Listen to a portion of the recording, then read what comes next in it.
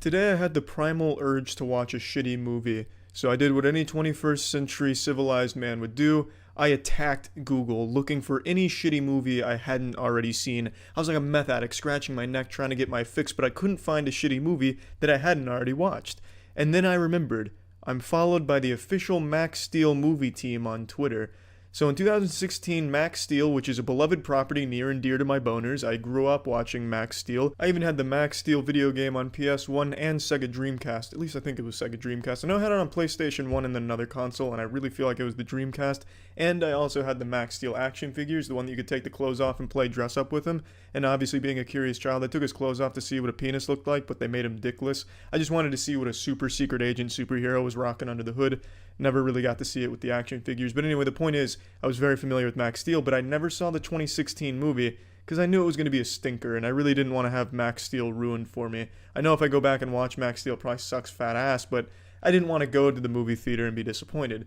But today, I thought I owed it to the Max Steel team on Twitter to check out their movie. And this isn't like a joke. This isn't like a fake Max Steel account. This Max Steel account on Twitter is the official Max Steel movie Twitter. Look at the following list. It's just totally normal shit for a corporate Twitter account, and then out of nowhere, me. I'll fucking take it. I kept this in the wank bank since 2016. I knew the second they followed me, I got a notification, and I was elated, but not motivated enough to see their bad movie until today. So let's check it out. How bad was it? Here we meet our hero Max, looking like the high school jock upset that he didn't win prom king. He's moping around, helping his mother move into their new house. We're home, Max. If you say so. Fresh start. Right. Fresh start number 9. Hey, I can still cancel the internet. Don't even joke about something like that, you sick harpy. That's going too far. Is nothing sacred? Max looks at a picture of his father as a small earthquake hits the house, and by small I mean it literally looks as though a Nintendo 64 rumble pack went off briefly. Yeah. As Max is riding his bike to his high school, he's nearly road-killed by a maniac.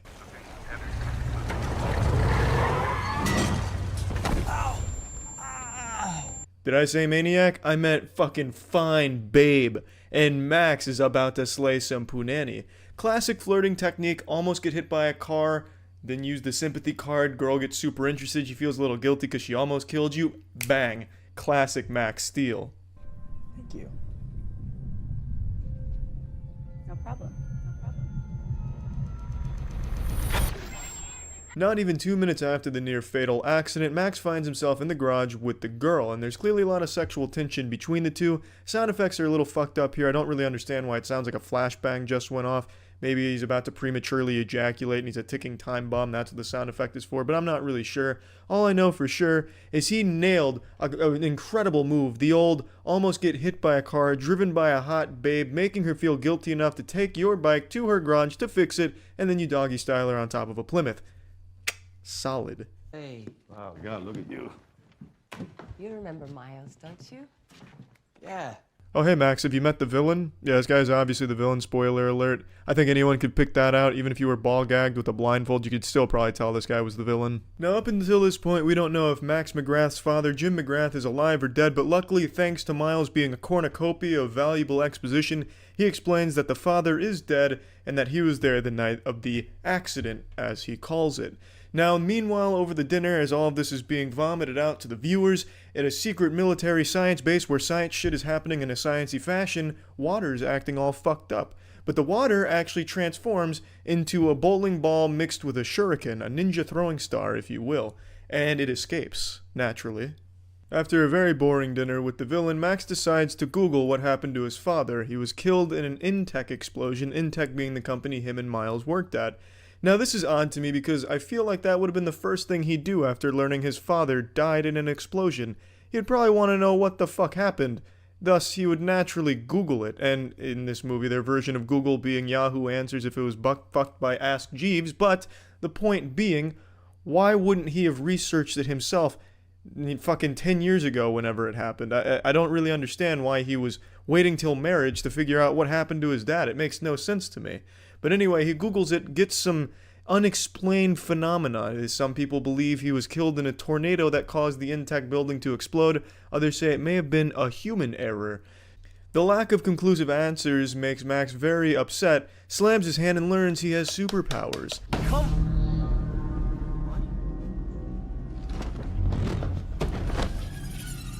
But not just any superpowers, electric superpowers.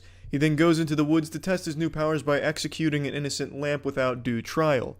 Thus the hero also becomes the villain to the lamp race. He's basically the fucking ISIS to lamps, just executing them in the woods for no reason. It's also shown that he doesn't know how to control his newfound power as he's sitting at lunch tables and causes a nearby vending machine to ejaculate, spewing cola everywhere.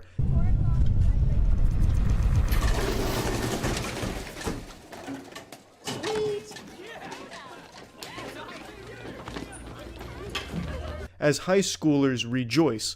Which is also weird to me, unless these high schoolers have the mentality of 9-year-olds. I don't see why they're fucking fighting over themselves, football dogpiling to get on top of some cola and some goddamn root beer.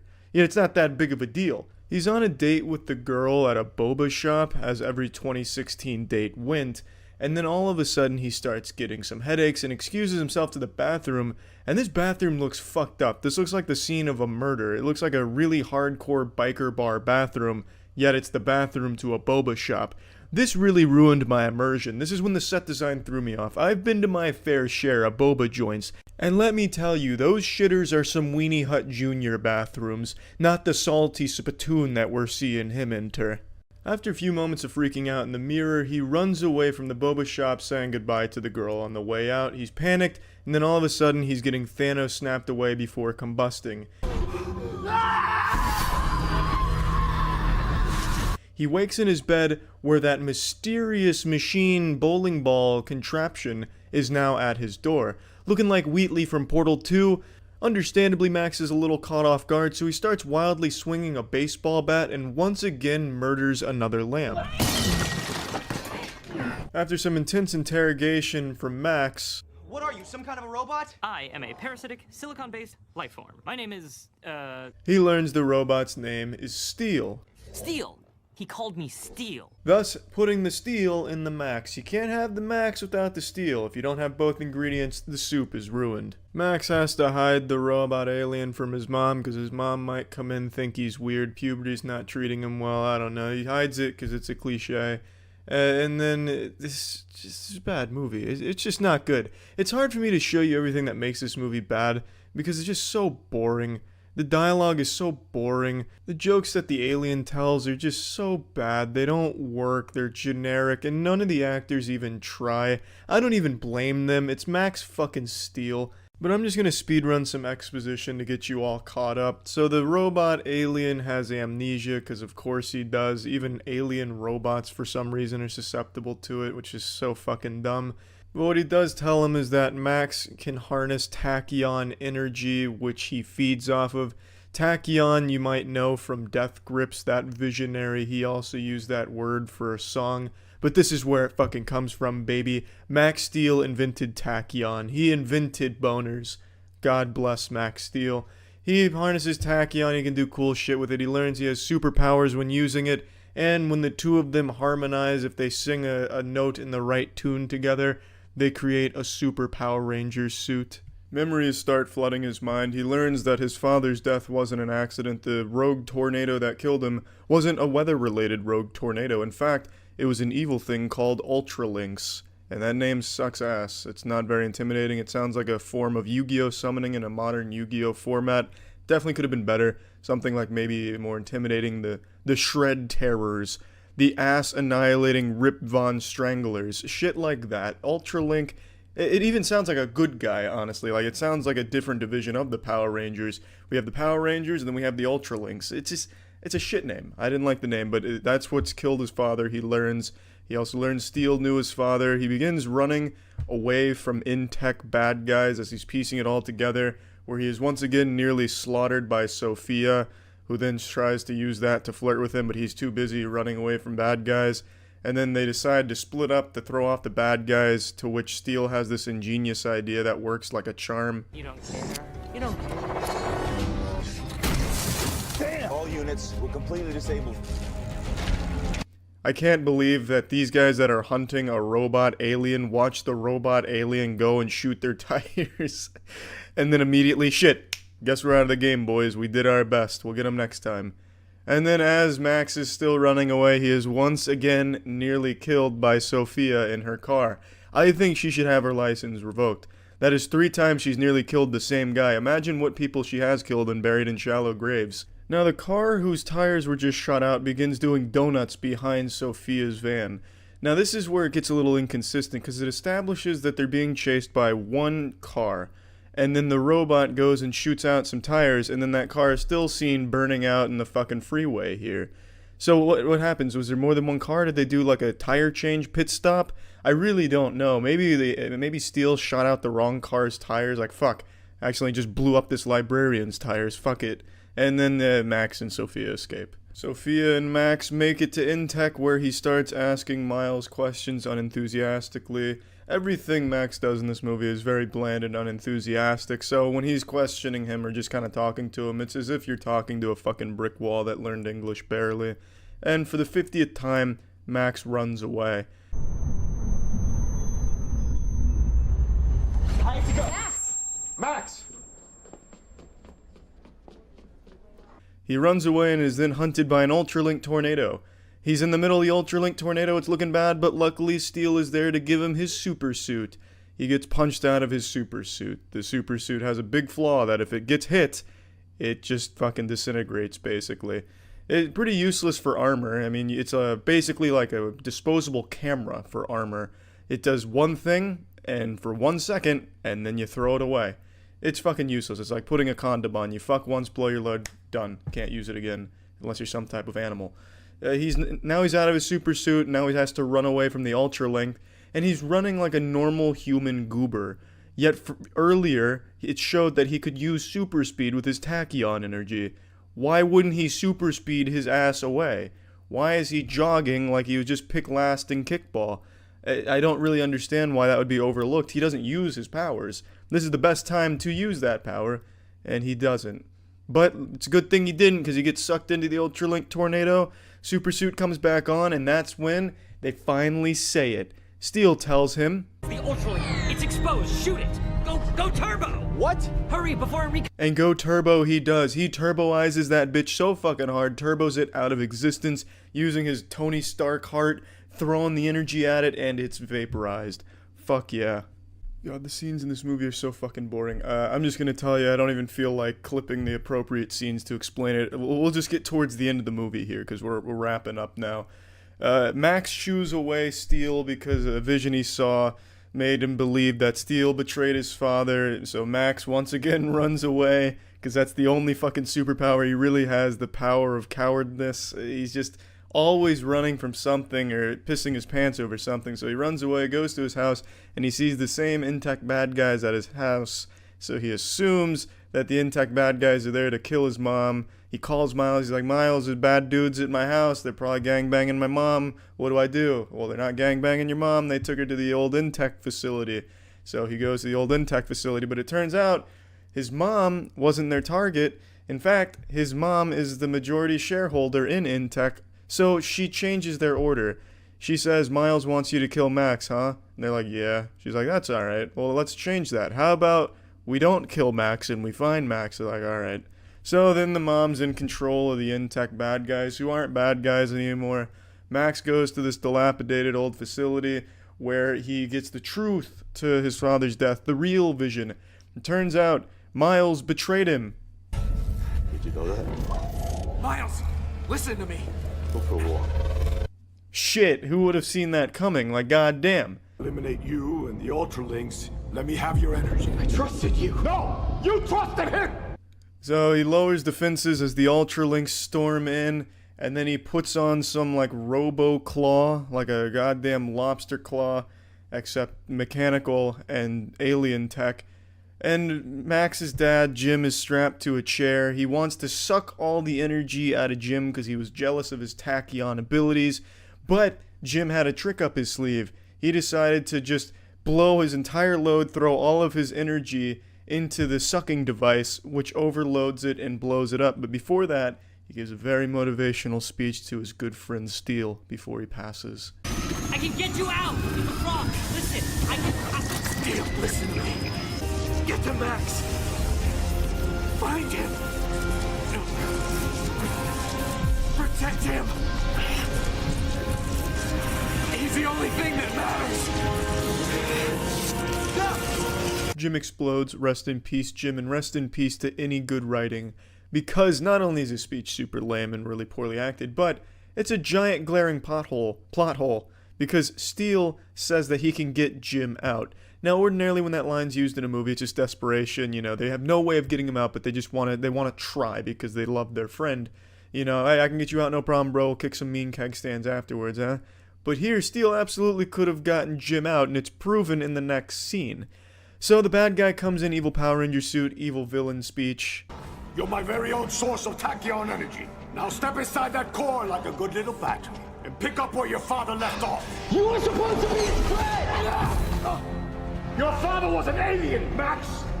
An alien! And then he puts Max in the same core that Jim was in, and Max does the exact same thing Jim did. What are you doing? Not too much energy!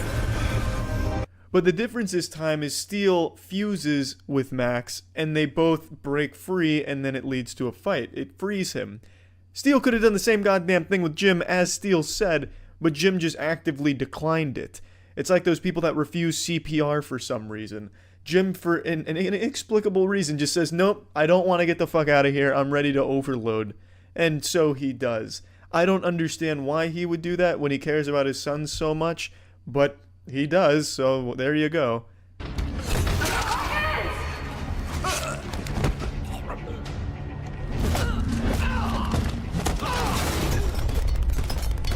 Everybody get...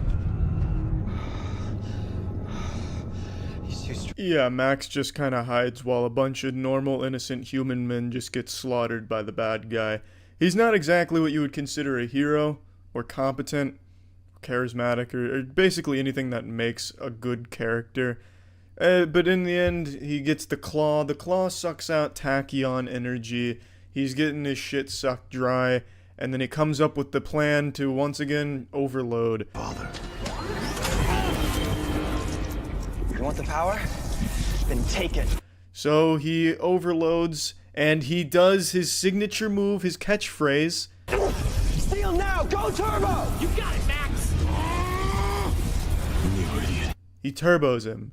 The bitch gets turboed hard again. When he goes turbo, shit gets fucked. Bad guy defeated, saves the day. Mom says, you know, I'm glad that you're like your dad, it's cool and shit. He gets the girl. It's a weird way he gets the girl, though. He gives her like some weird fan art. Open.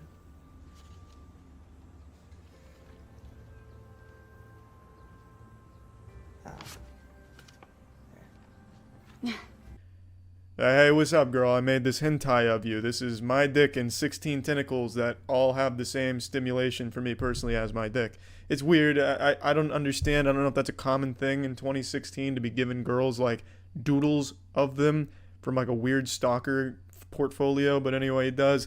They kissed happily ever after. So the movie overall is bad. It's not good. Did I expect it to be worse? No. Did I expect it to be better? No. It's about what I expected. Is it the worst movie ever made? Also no. Is it true to Max Steel? God, I hope not. I don't remember the show. I'm probably not going to go back and watch it. But god damn it, I don't feel like my time was wasted. I take that back. It kind of was. It wasn't like a fun, bad movie. This isn't like a movie that is enjoyably bad. Something like The Predator, the newest Predator movie. Or most obvious one being The Room. Those are fun, awful train wrecks. This is a very unenjoyably boring, bad movie. What it takes to make a good bad movie is a very clear vision. This movie doesn't have a vision, it's just kind of a cash grab, as if Max Steel is really like this cash cow that you can perpetually milk. No one even remembers it, but that's what it is. It's uninspired, it's passionless, there is no vision. If you were going to make a bad movie that stands the test of time, like The Room or anything from Neil Breen, you need an artistic vision. And you need to be so inept at the craft that you can't make that vision come to life. So you end up with this weird, pretentious shitstorm, like The Room or Neil Breen's work. Those are the two main ingredients. A vision and the lack of talent to make that vision come true. This has neither of those. It's just boring bad. And I still hope the official Max Steel Twitter account continues to follow me on Twitter, because I like having that to brag about to my friends. But if they choose to unfollow me, I would understand. That's about it. See ya. Initiating moisture.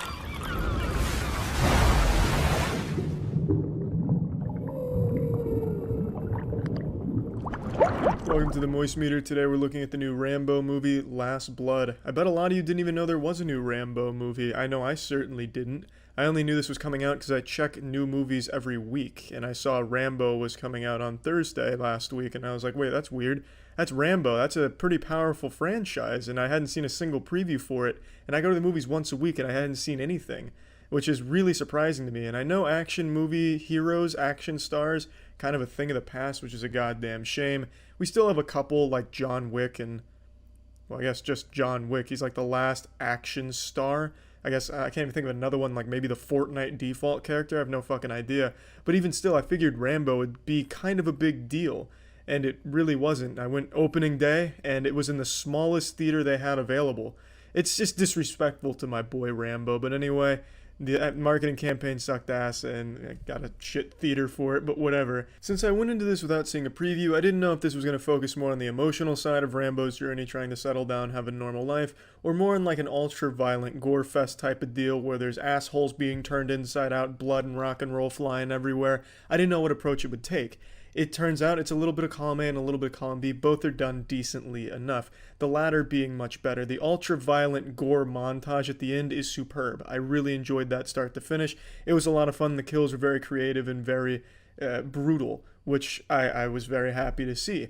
And that's not to say the emotional stuff wasn't done decent. It was good. I thought the cast of characters around Rambo were good, and Rambo himself was alright. This thing is, with Rambo, his character is supposed to be so damaged, and, you know, he's gone through all these horrible things, but that leads to some really awkward scenes in this movie where something really bad happens to someone he cares about a lot, and what he says and what he shows vary greatly. There's a huge disconnect. Something horrible happens, he says, shit, I'm real sad about this, but the way he's acting, it's just so goddamn stoic, as if he's not even there, as if someone was just holding up the line on a piece of paper and he read it. It's just odd. It just feels odd, and it makes the scene awkward, which takes the emotional aspect out of some of the shit that happens. Now, when Rambo's not in the emotional scenes, they're pretty good. And I don't think it's his fault or anything like that. I think that's just supposed to be how the character is, but it still makes it feel odd to watch it happen. And it makes the audience feel a bit awkward, because it's like, well, what is he really feeling? Does he even care? And then he goes into this fucking doomsday prepper mode where the second half of the movie's all about revenge. And he's got this entire fucking home, and Rambo's swollen eye and cut up face change artist thing, and he's in perfect health all of a sudden. One scene, something happens, and the next scene with nothing really leading into each other, it's in a totally different state of mind for every character, and something totally different has happened. It's just really odd to keep track of how much time is passing. It's not that huge of a deal, I suppose, because it makes the plot move along much faster, and you get to the fucking kills really quickly, which it was really setting up towards for the whole movie, which was nice, but it still makes it a little odd to watch it unfold in that way. Now, I'm going to plug this shit into the Moist Meter. I'm giving Rambo Last Blood a 65%. Now, I want to talk about another thing I had a problem with, but it's a spoiler. So this will now be a spoiler. So the movie's about his niece getting kidnapped and sold into sex slavery. She ODs, and she dies in Rambo's car. What the odd thing about this is Rambo saved her, put her in the car, and drove her across the border to bring her home. What I don't understand is why wouldn't Rambo take her to a hospital? He knew she was ODing, he saw it, and yet he's still driving in the middle of bumfuck nowhere, bringing her to a goddamn dilapidated barn in the middle of nowhere for no reason. Well, not for no reason, to get her out, but why wouldn't he stop for a hospital to take care of the overdosing problem that she eventually dies from? He had to have crossed the border, he had to gone by civilization at some point, and he didn't make a single stop to get her help at a hospital in the area, which I just don't understand. And maybe maybe the problem is with time. I don't know how much time it passed from him saving her to her dying on the road. Maybe he was still in Mexico and he never got out, never left, but I really couldn't tell in the movie, and that was just a kind of big deal, because I feel like he could have saved her and everything would have been fine. The movie would have ended right there. It wouldn't have been a happy ending because a lot of bad shit happened to her, but it wouldn't have gone further, which would have been a shame because the kills and everything were great, but it just, from a plot perspective, made no sense to me. But again, the movie was enjoyable. I liked it, especially the end. It's just a lot of the stuff in the beginning was a little confusing, and it didn't do anything incredible, nothing overly creative. It was all pretty generic and by the books, but it worked. It worked well enough, and I really like to see Rambo in action. That's about it. See ya. What's up, everybody? It's Critical. I'm playing Power Stone 2 for the Sega Dreamcast. Let's do this shit. We'll go ahead and go here. This is Adventure Mode. I haven't played this in many years, but I used to play the shit out of this. What the fuck is this thing? Like, if you pissed yourself every time you played the same game multiple times, I could have fucking opened an aquarium and filled the tanks with my piss and put animals in there. Why I'd want to do that is beyond me, but it could have been done. I could have done it. I kinda remember the controls. There was only like 2 or 3 buttons you needed to use. Oh, there we go, in the water. That's what I remember. I got 1 attack, that's all I need. That's just all I need. How do I pick up items?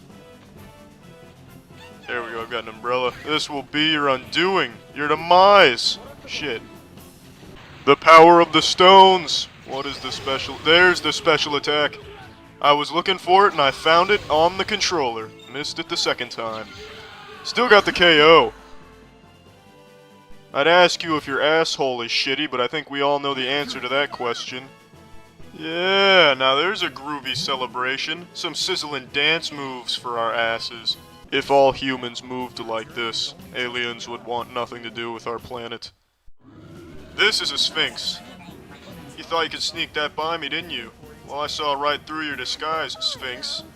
I spy a Sphinx. Who wants to be a millionaire? Me. That is a Sphinx. Final answer. It's just taking a casual stroll through the desert. May as well be Armageddon for me. Just trotting along, leaving me in the wake of fucking shit. How am I supposed to do this? It's got Cyclops up there shooting beams at me. This is bullshit. This Sphinx, even its name is bullshit, is bullshit.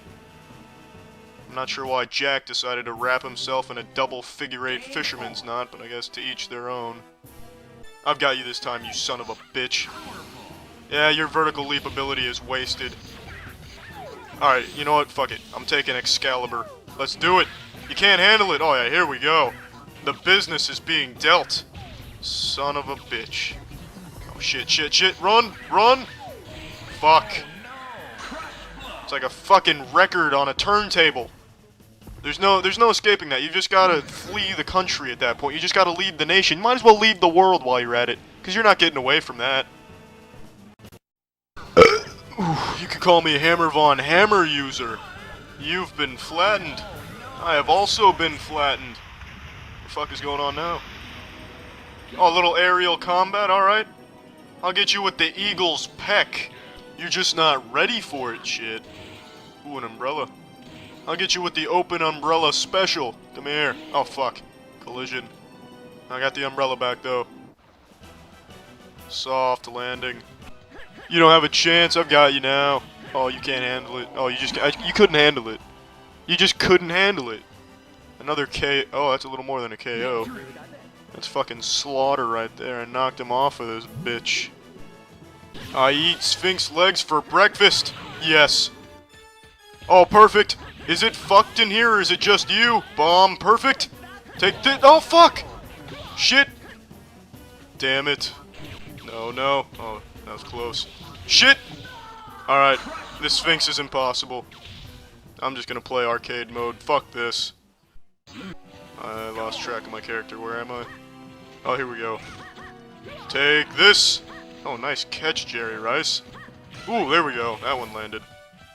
I'm dishing out the punishment.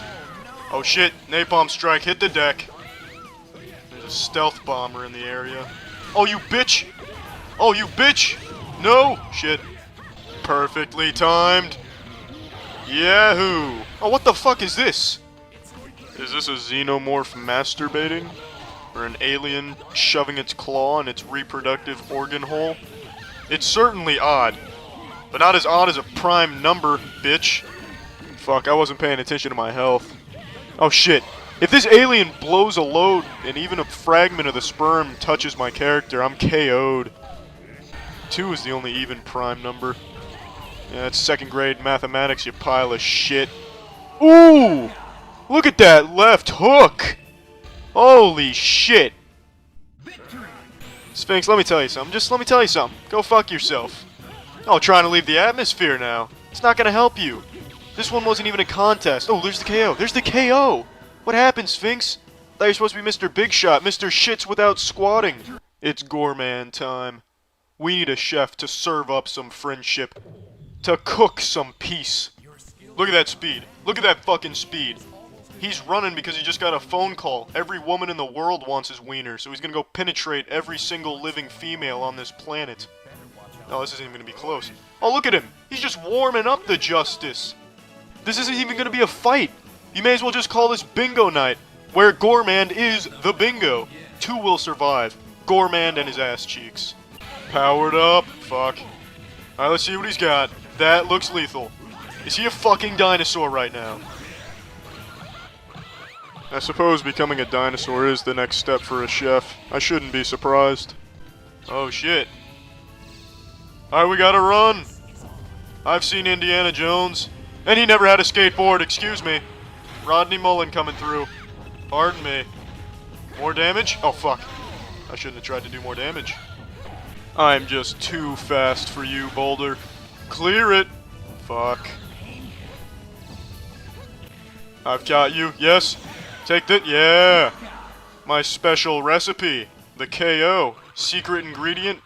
Defeat for everyone who is not Gourmand. He is trying to poke her honkers. Nice work. This is the way it was meant. Gourmand with his woman, his wife, Ayame. Just the way it was planned. Oh, here it is. The final boss. We've got it. Gourmand. Ready. Ayame. Ready. I've got you covered. Nice work. Oh, what the fuck, Ayame? We're on the same team. Why would you attack me? What the fuck? Ayame, stop! Stop hitting me with the flamethrower. What are you doing? Hit him with the pan. Oh, shit. Ayame, what the fuck? You're working with the enemy. Let's go. Thank you. Oh, shit. Is that Gruntilda's husband? He looks like he's really alert, like he's really aware of his surroundings. Oh, he's eating dinner. You see that dinner you're eating? Gourmand made it for you. Gourmand gave you that food. Gourmand gives you the food, and Gourmand gives you the shit. Oh, here we go. Yes. Take that shit. Oh, my goodness. You want bread? There's your bread. You want frying pan? Frying pan it is. Titty teapot? That's for you. Yikes. He vomited. Oh, that's the bubble gun. Take the bubbles. Oh, shit. I'm sorry, Ayame. But we got bubbles on his ass. I've got you now. This is the dish of dizziness. It'll make you dizzy. Yes. Let's go. Move out. Ayame, what are you doing? What the fuck, Ayame? Shit. How do you even shit, Ayame? You don't have an anus. She's the final boss, not this giant ogre.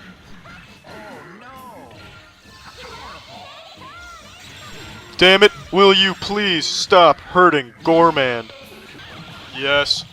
One more hit should do it. Unless Ayame decides to put me in a headlock and drop a nuke on me. There it is. That's the KO. We did it. Nice work. I'd say we made a good team, but you tried to murder me on several occasions. But we still got the job done. Oh, look at him. Look at him. Oh, he's giving up the power stones. We got it. And I get to finish the game as a dinosaur. That's incredible. I wouldn't be surprised if Ayame pushes me out of the rings. Oh shit, the pots are going out of control. Luckily for Ayame, not only is Gourmand an ultimate chef, but he is a world-class pilot. Alright, I completed the game. Alright, I'm done playing this. Well, that's the end of this video. Remember to rate the video, comment the video, and subscribe if you want to see videos similar to this one. See ya.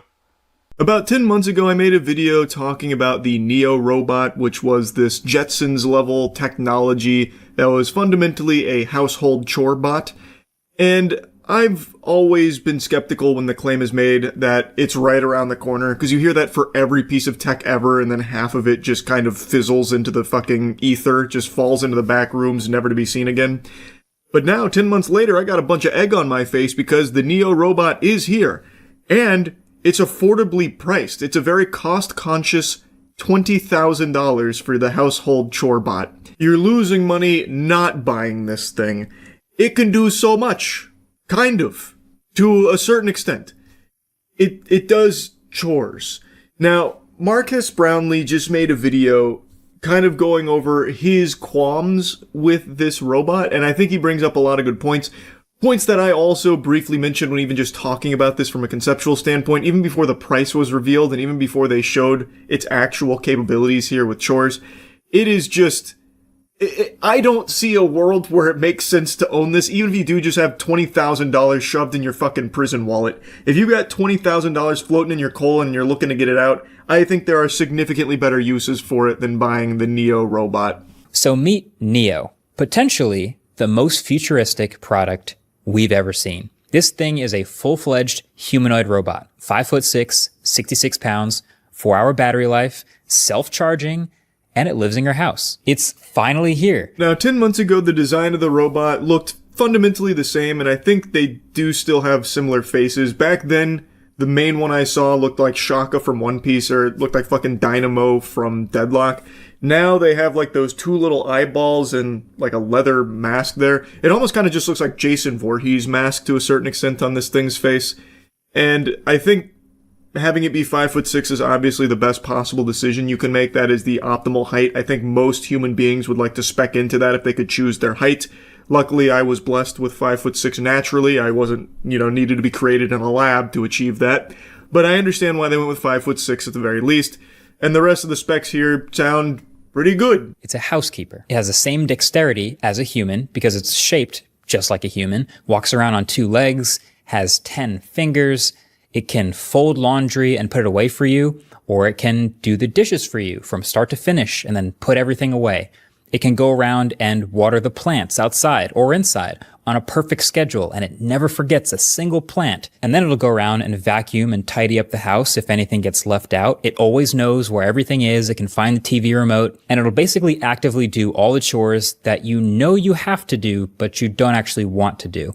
And when it's done, it goes back to its little docking spot and charges itself. That fully sums up the purpose of Neo. It exists to do the chores you don't usually feel like doing for 20,000 clams. So it'll go do these things to varying degrees of success, but it will do them, and then it goes and then chains itself to your wall. It goes and plugs itself in and charges itself.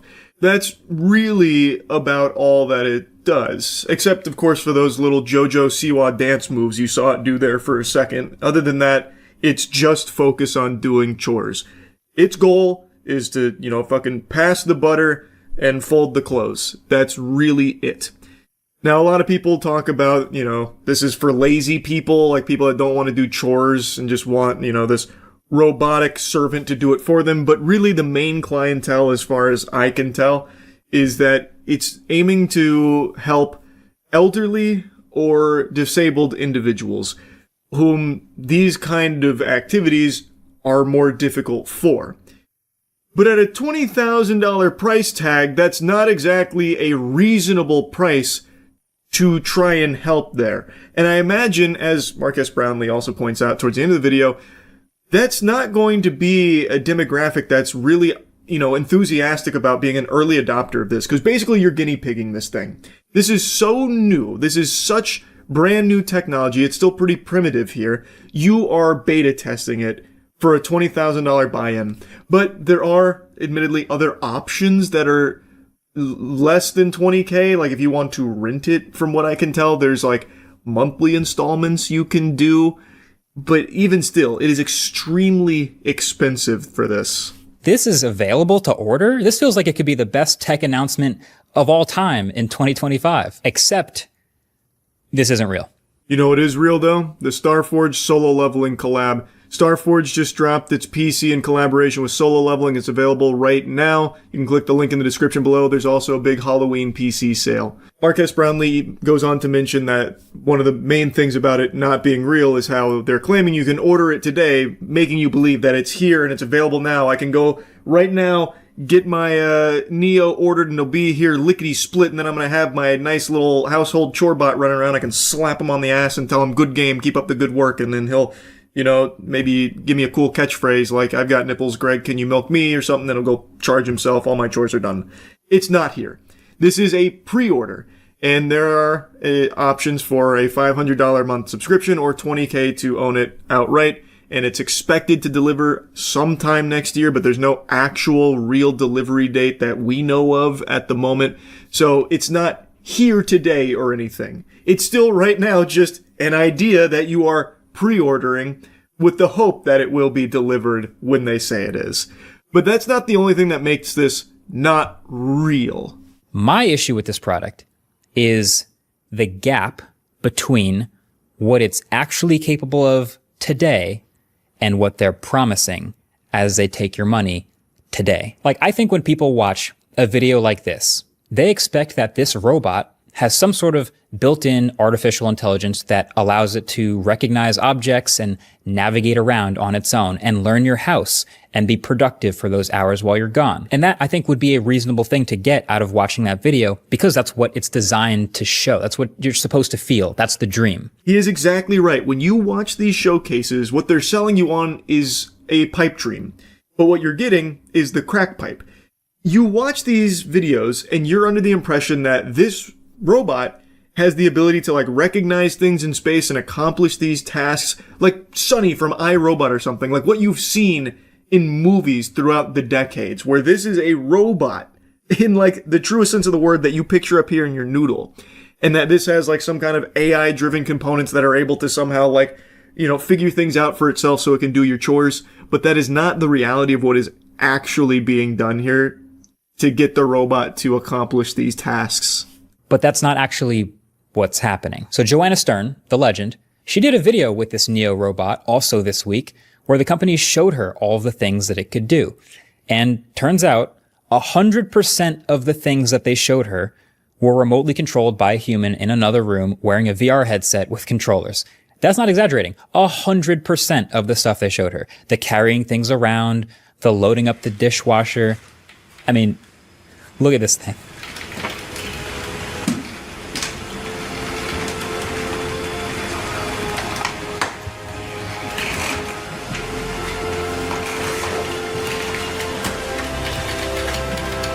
Yeah, all of this is teleoperated. And this was a demo set up by this 1X company. So this is like best case scenario stuff. This is very, very, very different than what most people expect from this robot.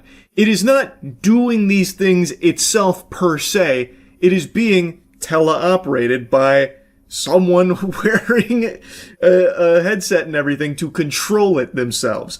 So it's basically acting like an extension of their body. They're playing a VR game in your household as your butler, basically. It is not a robot in the way that you think of it. So what you're doing is you're paying $20,000 for someone to come into your house in a robot skin suit. That's basically it. And like very stiffly, like the Tin Man, walk around and very slowly go through simple chores laboriously. Like even something like loading the dishwasher is a Herculean effort here for the Neo robot.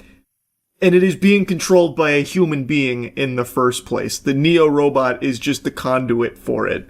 It is just, I think it is very misleading for people that are just going to see this robot do things and not understand that it's not the robot itself doing them. It is a human being that is controlling it outside of that robot. And I see a lot of people defending this robot online like, oh, no, there's probably other things that it can do autonomously. They just didn't show her yet. Really?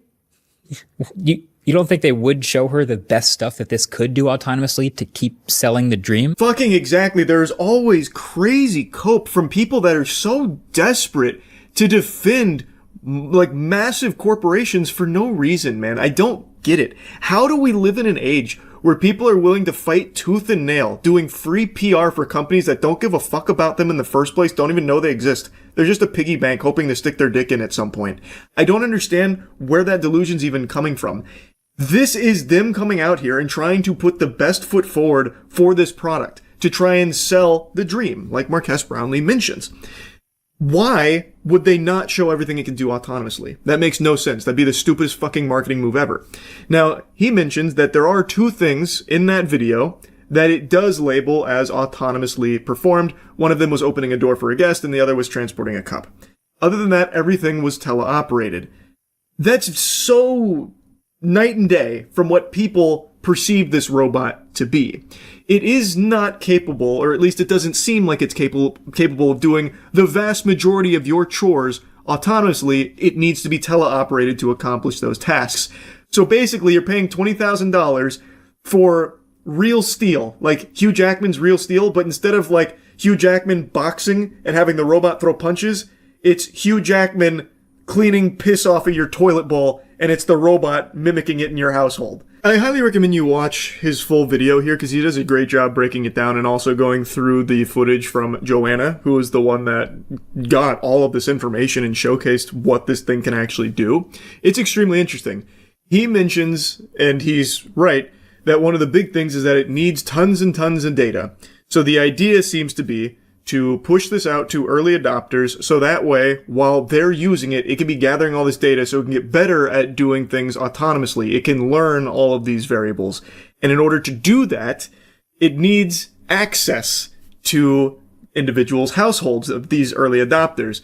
So they even have something called, I think it was expert mode if I remember correctly, where you opt in, you give permission to have one of their experts tap into the mainframe here of the robot and learn how to do a task by guiding the robot through it. So basically, he's digivolving into your house, like he's manifesting himself into your house, this expert, into the robot, so that way they can do the task and collect the data and get better at autonomously doing it down the line. And it seems like it boils down to early adopters that are going to spend this money to get the Neo are going to have to be okay with sacrificing some privacy for the sake of science, because down the line, maybe it'll lead to enough data that the Neo can eventually do it without the need of a teleoperator to be scheduled to take control of the robot, look through its sensors in your house, and do it. So, I mean, it is an interesting little creature here for $20K. It's a very interesting piece of technology. 5'6" humanoid that wanders around your house and does chores. Like, are there really that many people, you think, that are willing to spend that amount of money and know that they're going to have to potentially give up some pretty serious privacy and are basically going to be a beta tester for some unknown number of years to hopefully maybe someday achieve that dream? There are obviously a lot of potential downsides to this robot. You know, it's too small and weak to carry anything super heavy. As a petite, fun-sized 5'6" man, I took great offense to him saying that right there about the robot. Too small and weak to carry anything heavy. Brother, I can carry some of the heaviest shit in Florida. I'm gonna chalk that one up to maybe he just, got a little lost in the sauce there. It has nothing to do with the robot being 5'6" or anything like that. It looks like it hasn't been hitting the gym. That's all. But he makes a very strong point here. How many people are willing to spend that kind of money and also be the guinea pigs for this technology for X amount of years? Who knows how long? Scheduling, this company's experts to take control of the robot, looking through their house to do the tasks, to collect that data, to improve it down the line, to maybe one day have it be something that's possible autonomously. I don't know. He also mentions he doesn't know. It is just a very interesting spot we find ourselves with this technology here. All I wanted to talk about here, though, is that a lot of people are really misled on what this robot is even capable of right now, because it is confusing. As he mentions in his video, what they're selling you, like the idea today, is not what it's capable of today. They are selling you the idea of what it could be many years down the line, but making it seem like it's here today, which I think is a bit scummy. In my personal perspective here, I just don't see a ton of people being comfortable paying that amount of money and just inviting all of these cameras and microphones that are remote viewable from these strangers into your household. I just imagine most people wouldn't really be comfortable with the idea of someone potentially peeping through those cameras that are remote viewable and these microphones that could be listening. Like, I imagine most people just wouldn't fully trust it. Like, around your family, like your kids and everyone around there would probably be a little on edge knowing that this robot, there is just the chance that someone is looking through it right now, even if you didn't schedule an expert to take control. Because again, these are remote viewing capable cameras and microphones, stuff like that. So I don't know, maybe there is a ton of people out there. I just would be very surprised if there were. But anyway, I wanted to talk about this because I was yapping about it 10 or so months ago, and now it's getting even closer to coming out. They're claiming that it's already here, ordered today, but it's still not actually fully here yet, but I just wanted to follow up. That's really about it. So, yeah. What's up, everybody? It's Critical. I'm playing Kensetsu Juki Kinka Bataro Buchigire Kongo, otherwise known as Battle Construction Vehicles for the PlayStation 2. Let's do this shit. This asshole looks like he's just seen a ghost. Oh fuck! Not a ghost, a construction vehicle! And it's fucking out for blood! Damn! Is that Heihachi from Tekken? Goodness gracious, this intro is out of this world! It's thrilling, captivating. It's the cat's pajamas. It's fuck! Here we go, I finally get to play the game. And that's being optimistic considering I don't even know the controls. Which one of these heavy-duty machines is me? Is that me, or is this me? I'm probably the one being punished, so... Oh, alright, there we go. A little, 10 pillars of safety attack.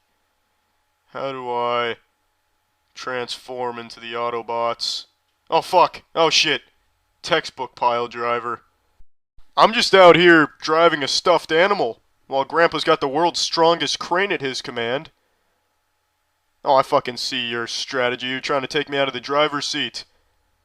Well, the machine would probably be better off without me operating it. It'd put up more of a fight. How do I even move this? Fucking, will you stop slapping my ass cheeks like you're knocking on a door? Let me learn these controls. There you go, right back at it again. Who are you expecting to answer my ass cheeks? My shit? My shit's here right now. You want to meet my shit? Yes, there it is. My first attack. Alright, the first of many. I've got you right where I want you, bitch! Oh, damn it, you can't escape! What is going on here? Is a helicopter about to land? The crane's range is absolutely ridiculous!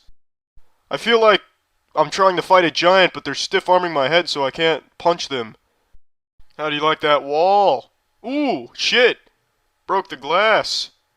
Enjoy the shards of glass, Grandpa. Oh, I've got him now. He's up against the ropes. There it is. Don't you try to run. The fuck is this? Where the fuck did this colossal fencer come from? Why is he slapping my vehicle with his wiener? How did that just happen? Where did that equalizer come from? What is going on? What the fuck is this? These must be special moves, but I didn't hit any buttons. Oh, there you go. Enjoy your new life as a cube of metal, Grandpa. Maybe they come at certain times during the fight? Did I just win this, or are we taking a piss on the vehicle? What's going on here? I think I won this match. Alright. I can cover the whole map with this crane. Charge up. Hey, someone dropped a $300 million bill over here. Why don't you come claim it? You fell into my trap! You fucking lunatic! You think someone would drop that type of money? You must be out of your mind. You can back up as far as you want, but nowhere is safe. I'm wielding one of those boxing gloves they used to shoot out of guns in old cartoons. You don't stand a chance. Especially when I take this boulder with me. The boulder exploded. I didn't need the boulder anyway. Who needs a boulder? Go! Go! Go! Yes. Perfect. I hope you're enjoying your stay at the Walled Inn. Demolishing the vehicle now. This is construction. Not one of these again, damn it. Oh, a giant wasp. Well, that's really something there. It's got a stinging shitter made out of dynamite.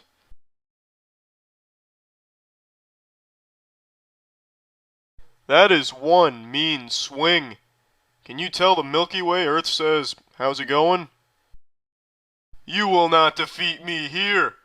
I've got it under control. If somebody asked me, where's the control? I'd say check underneath me. Because I have it under control. I've got it. I've got it. Come on, you son of a bitch. Just finished the match. There we go. Did I do it? Did I finish it? Yes. My goodness, that was a nail biter. Teeth chatteringly close. But a good match. I will use your titties as an air freshener. A squeezable one. Just surrender now. Oh shit. What is this, a silk tornado? How's that even supposed to damage the vehicle? That is just nonsense. Oh, here we go. 2 can play at the shitting game. Take some of this. Oh, fucking shit! Good heavens! It commands the elements! Next thing you know, this excavator will launch itself into space and start electrocuting aliens. I've seen it happen a million times. If you think a porta potty is gonna stop me, you're wrong. Human waste will not shoot. What the fuck is this? Why would somebody stuff napalm into a porta potty? A recent survey suggests most people like walls. I'm sure you're one of them. Why is my vehicle taking damage? What is it taking damage from? What the fuck is this nonsense?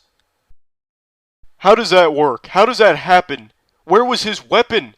He's just driving an oversized golf cart. Where the fuck is the threat?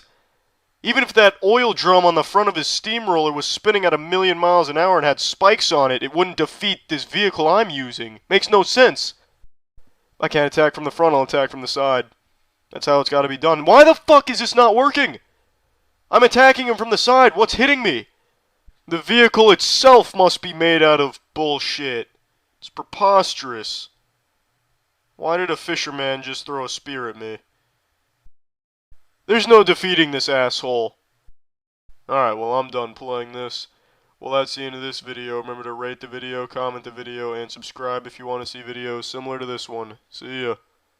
Oh boy, we got another huge lawsuit against Valve that just popped up today. Recently, Valve's been catching lawsuits like Pokemon. And they are fresh off a W against the Rothschilds. Only a week ago, they squeaked out this huge W against the Rothschilds. I can't emphasize enough just how impressive that is to beat them. That's like beating Umbrella Corp. Like, that was an incredible win for Valve there. And now, they immediately go into round 2 here with a lawsuit from the New York Attorney General, Letitia James, basically claiming that Valve knowingly promotes illegal gambling with their loot boxes in games like CS2, Dota 2, and TF2 that is accessible and even targeted at minors. Now, this is far from the first time this has been a big subject. In fact, many of you might remember in 2018, Belgium actually had a loot box ban. This was during the incredible EA era where they put their own dick in their ass as much as possible with the, sense of pride and accomplishment and surprise mechanic spin they tried to put on like loot boxes and shit. And Belgium eventually ruled that it was predatory, it was a game of chance that would lead to profit or loss, and thus they banned it in Belgium. And fast forward to today, you can't open CS cases in Belgium, it seems. Now, at the time, this was a pretty big deal, and the US and the UK also tried to make arguments that, yeah, this does constitute gambling, but as they went through the process, they then declared that it's not really gambling because you're getting an actual in-game item, you're not getting money.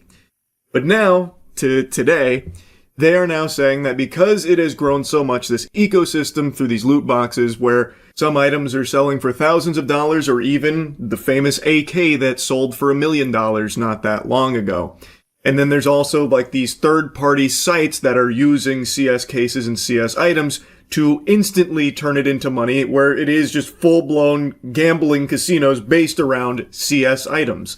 So they are saying that Valve can no longer use the excuse of, no, it's just in-game cosmetic items. They are now saying that it isn't just a cosmetic in-game item. It carries very real monetary value that leads to people getting addicted to gambling and trying to win them, fundamentally. Now, it seems like Valve might have seen the writing on the wall at some point because they have been making changes to the way this functions in CS. So, like, they have done, like, Genesis Terminal stuff like that to try and change things around a little bit to avoid falling into hot water, but the hot water has come. And Valve is far from the only gaming company that has mechanics like this. It's a very standard industry norm now when it comes to like loot boxes and cosmetics that carry real world value, especially in mobile games, for example. And other companies have been hit in the past by lawsuits alleging illegal gambling practices in their games.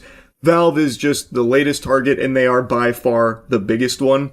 And in the lawsuit, there is some really sketchy stuff. Like, there is a whole section about games causing violence.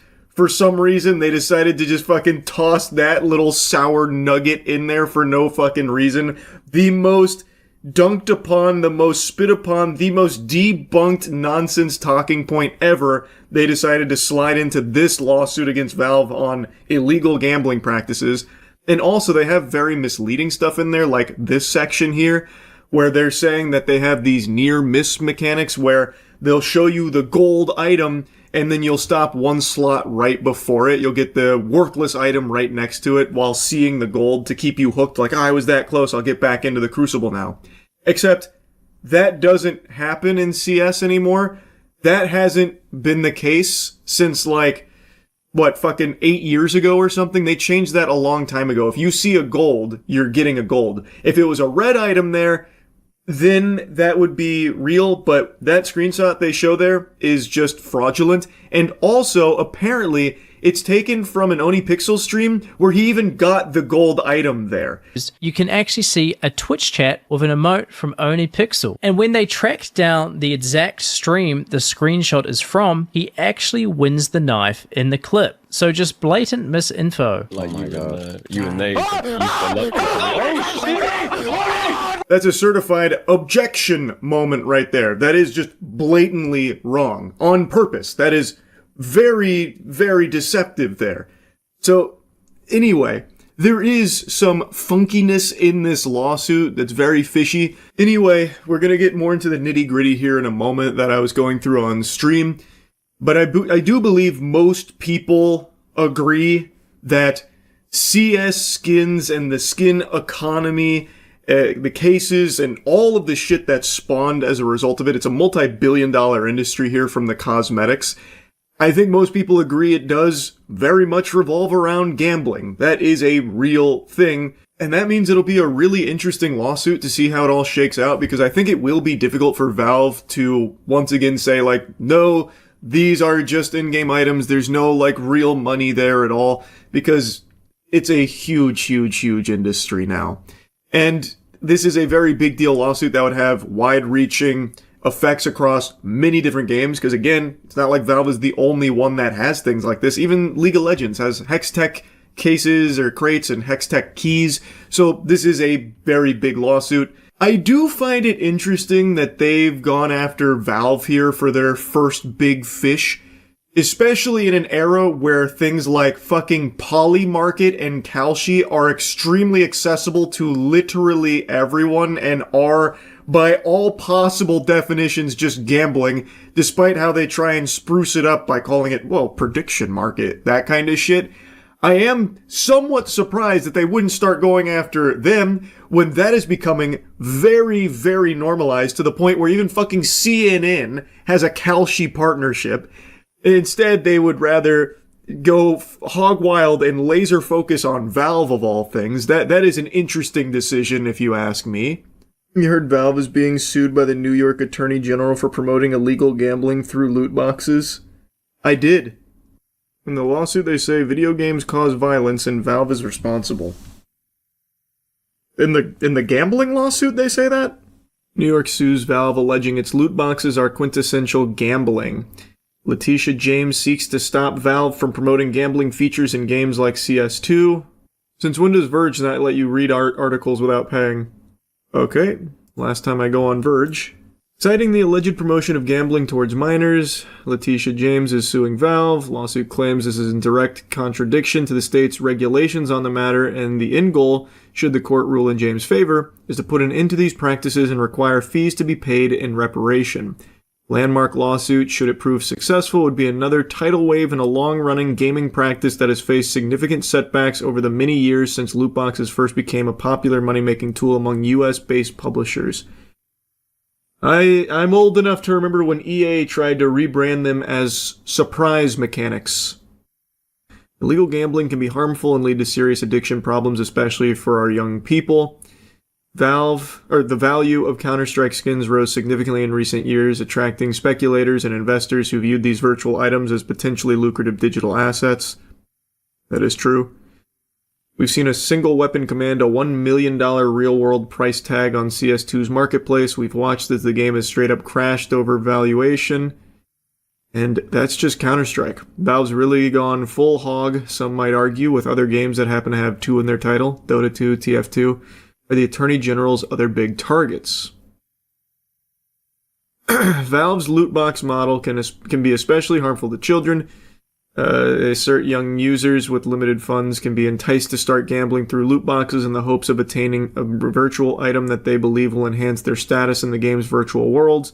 Research has shown that children who are introduced to gambling are 4 times more likely to develop a gambling problem later in life than those who are not. In addition, although this case is about illegal gambling, it is important to note that Valve's promotion of games that glorify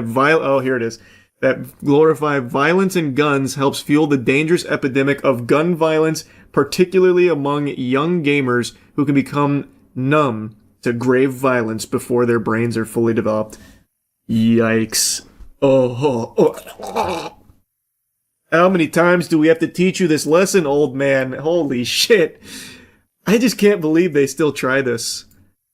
There are plenty of conversations to be had about loot box and gambling and all of that. I totally understand. That's been a conversational topic for years.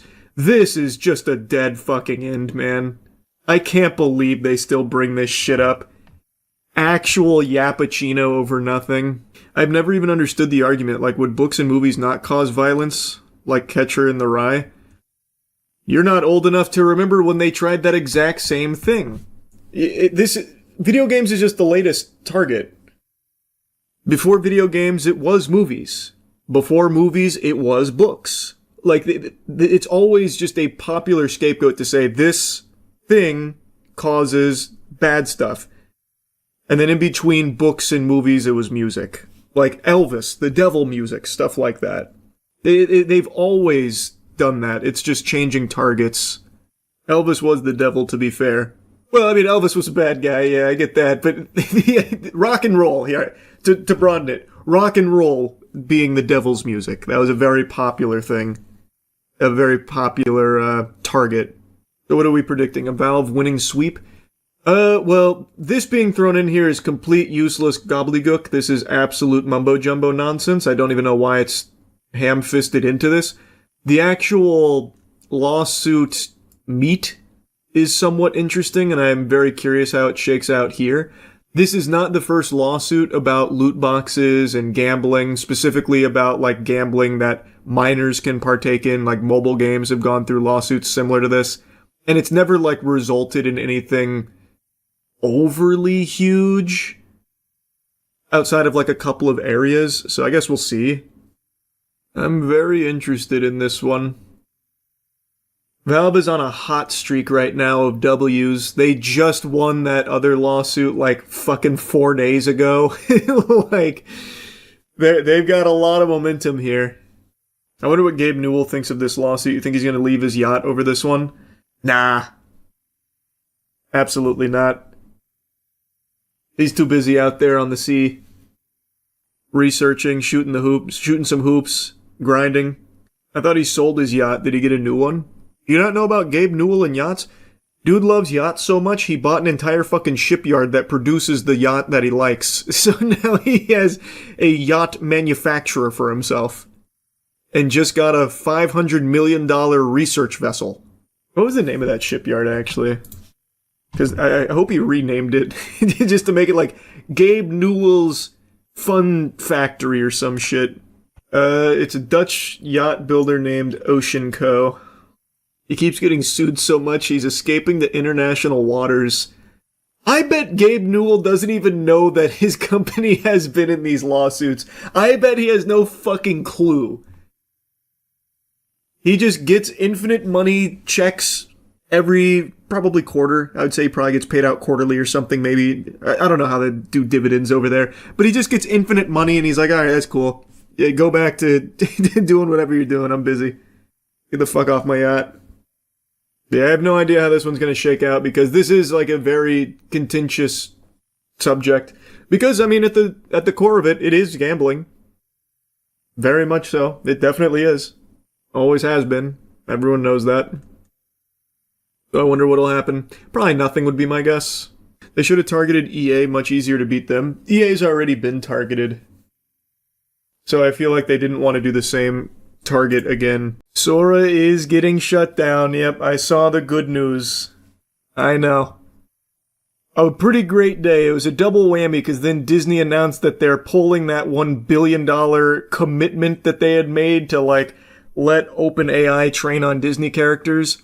I did see that they're still tinkering with the notion of Disney having a strong AI presence, but last I saw, they're no longer doing the OpenAI deal. And that came on the back of them announcing Sora's shutdown. Glorious. Finally something to smile about. OpenAI is winding down Sora, the video generation app it launched to much fanfare last year that signaled a bigger push into creative tools and social media. OpenAI is shuttering the standalone app to focus on other priorities.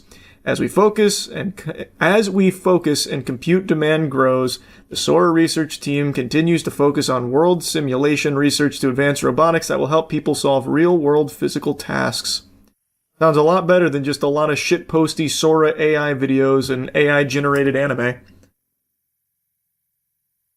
God, it's such good news. I read somewhere, and I don't know if this is confirmed, that they were losing like $10 million a day on Sora. And that just put a wet spot in my trousers reading that. Oh, it's so good. This must be what it felt like when my grandparents watched the moon landing. Yeah. I imagine it was much of this sensation. Oh, so good. We respect OpenAI's decision to exit the video generation business to shift its priorities elsewhere, Disney spokesperson said. We'll continue to engage with AI platforms to find new ways to meet fans where they are while responsibly embracing new technologies that respect IP and the rights of creators. Yeah, it's a bunch of fucking hogwash there, Disney. Can't wait for the AI bros to start tweaking. I doubt they're taking it that well, but who knows? Maybe they're being very understanding of it. Let's check the OpenAI subreddit. No, even they don't seem to care all that much. AI generation tools are like a hydra. You cut off one head, 4 more take its place. Sora was a big head to cut off, though. That is good, no matter how you spin it. Now you gotta check out r/defending AI art. Why do antis do that? AI slop. Why did you come to an AI sub then? Probably just to make fun of you would be my guess, man. These are like real Redditors. Like the quintessential Redditors. Just, I can tell based off this one meme as their top post. Holy. Not gonna lie, I don't think we should correct the Sora dead AI is overcrowd. If they are dumb enough to think Sora is the only video gen AI, then let them believe it. If they think AI is truly dead, then maybe they will stop raging on the internet. Who thinks Sora is the only video generating AI? Are they fucking lost in the sauce somewhere? No one thinks that. Not a single human being on the planet thinks that. People are just happy to see Sora get the plug pulled.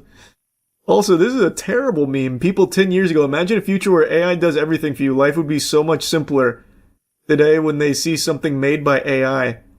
The idea here would be they do all the chores and shit no one wants to do, like the good use of AI, as opposed to just video generating celebrities screaming the N-word, or like garbage like fat people breaking bridges or whatever. How are these two even related? Or just taking jobs from artists. If only the Fruit Love Island TikToks were made with Sora. Yeah. That will persist though. Fruit Love Island continues. As sad as that is to say out loud, it does live on. Oh yeah, I saw that the family that got offered $26 million to sell their farmland to AI data center, and they said no. Well, let me see if I can find the link to that real quick. That was so fucking cool, man. That's a real patriot. What was her name? To that offer. Yeah, a woman and her mother in northern Kentucky, get this, they just turned down a $26 million offer for their property because they don't want to see a data center built there. Local 12's David Witter spent the afternoon with these. A little bit more than that. They were talking about how much the land means to them. They've had the land for generations. They've lived there for so long. They also use it to like feed their community and everything. So the land means more to them than the money ever could. And also, they basically just say, fuck data centers. They don't want to see the land get destroyed for it. Huge W, though. Huge W. India. Stay and hold and feed a nation. If it's my way, I'll stay and hold and feed a nation. 26 million doesn't mean anything. Some people might find it hard to understand how Delcia Bear can turn away a $26 million offer to buy some of her land until you spend a little time with her walking the dirt road she grew up on and in the house her daddy built. My grandfather and great-grandfather and a whole bunch of family has all lived here for years, paid taxes on it, fed a nation off of it, even raised wheat through the Depression and kept the bread lines up in the United States of America when people didn't have anything else. Delcia is one of dozens of landowners. So good. 26 million. 26 million. I saw some intellectuals raising their pinky and saying, well, if she was smart, she would have taken the offer and then built a bigger and better farm. And I hate that perspective, man. That shit is so ass. I think her perspective makes the most sense. This land means more than the money does. She doesn't need 26 million for a bigger, better farm. She's got the perfect farm that's been in her family for generations, does exactly what she wants, has everything they want, everything they need, everything they want to do, keep feeding the nation, taking care of the cattle, everything. The fuck does 26 million do for you there? You've got what you want. You've got it. The money does nothing. And it's exactly what her mom says, too. They call us old stupid farmers, but we're not. We know whenever our food is disappearing, our lands are disappearing, and we don't have any water. And poison, we know we've had it. Oh, come on. AI data centers don't do that. Except for every single time they're installed. But surely this time would be different. No, this time they've got it all figured out. They worked out all the kinks. There's no way they're going to keep sapping all the water and ruining everything. That's not going to happen again. They got that all fixed. Delcia's mom, Ida Huddleston, is now 82 years old. She says she does not need the money or the hassle. She was born on this land and she plans to die here. And she certainly does not trust the promises made by the AI companies or the people who want them to build here. What do you mean you don't trust the promises from the AI companies? Who's more reliable than these AI corporations run by these fucking zombies at the top? They only ever tell the truth with realistic expectations and exactly what's going to happen. If you can't trust them, who can you trust? It's like saying you don't believe in Santa Claus. Holy shit, no faith in AI companies? So what do you say to the people who are in town that say, hey, this is going to bring jobs, this is going to bring economic prosperity? I say they're a liar and the truth ain't in them, is what I say. No, that's impossible! For Delcia, a scam or not, she says she's connected to her home like Scarlett O'Hara. Grok, is AI a scam? As long as she was attached to that land. Are AI data centers a scam, Grok? And then put me in a bikini. That's exactly. Love that. See, that is the perfect American attitude right there. Love that. I saw this earlier today. It's been a great day for AI, honestly. Sora shut down, Disney pulling out of the open AI deal, and then this. Lovely. One of my friends used your clip saying AI is good in the medical field on a graduate project and the doctors liked it. Well, that's good to hear. Hey man, I've been screaming that from the mountaintops. I love AI's usage in the medical field, especially with some of the more recent stuff we're seeing, like the one we went over with the dog, and using it to help make individualized medicine for the dog with cancer. That's a great usage of AI. That's the stuff that AI should be thriving in, instead of all the garbage that we have it used for right now with the creative industry. That's what it should be explored with. Nah, fuck that, Grok. Make my dog fight Vegeta. True, that is more valuable. Charlie, you will sell your own farm for $26 million? Fuck no. If that same company rolled up and offered that for my land, I would say that no for sure as well. But, to be fair, I guess it's a little bit different for me, since I already have money. For someone like this, I think it's a much more powerful statement and a far more patriotic perspective to plant your feet saying, I don't want that money because the land and what we can do with the land means more than the money does. So I think it's far stronger coming from someone like this family than it ever would for me. They ruin the surrounding community, and yeah, there is just literally nothing good about an AI data center being installed. Clean water has lived to see another day. Yes, it has. Against all the odds.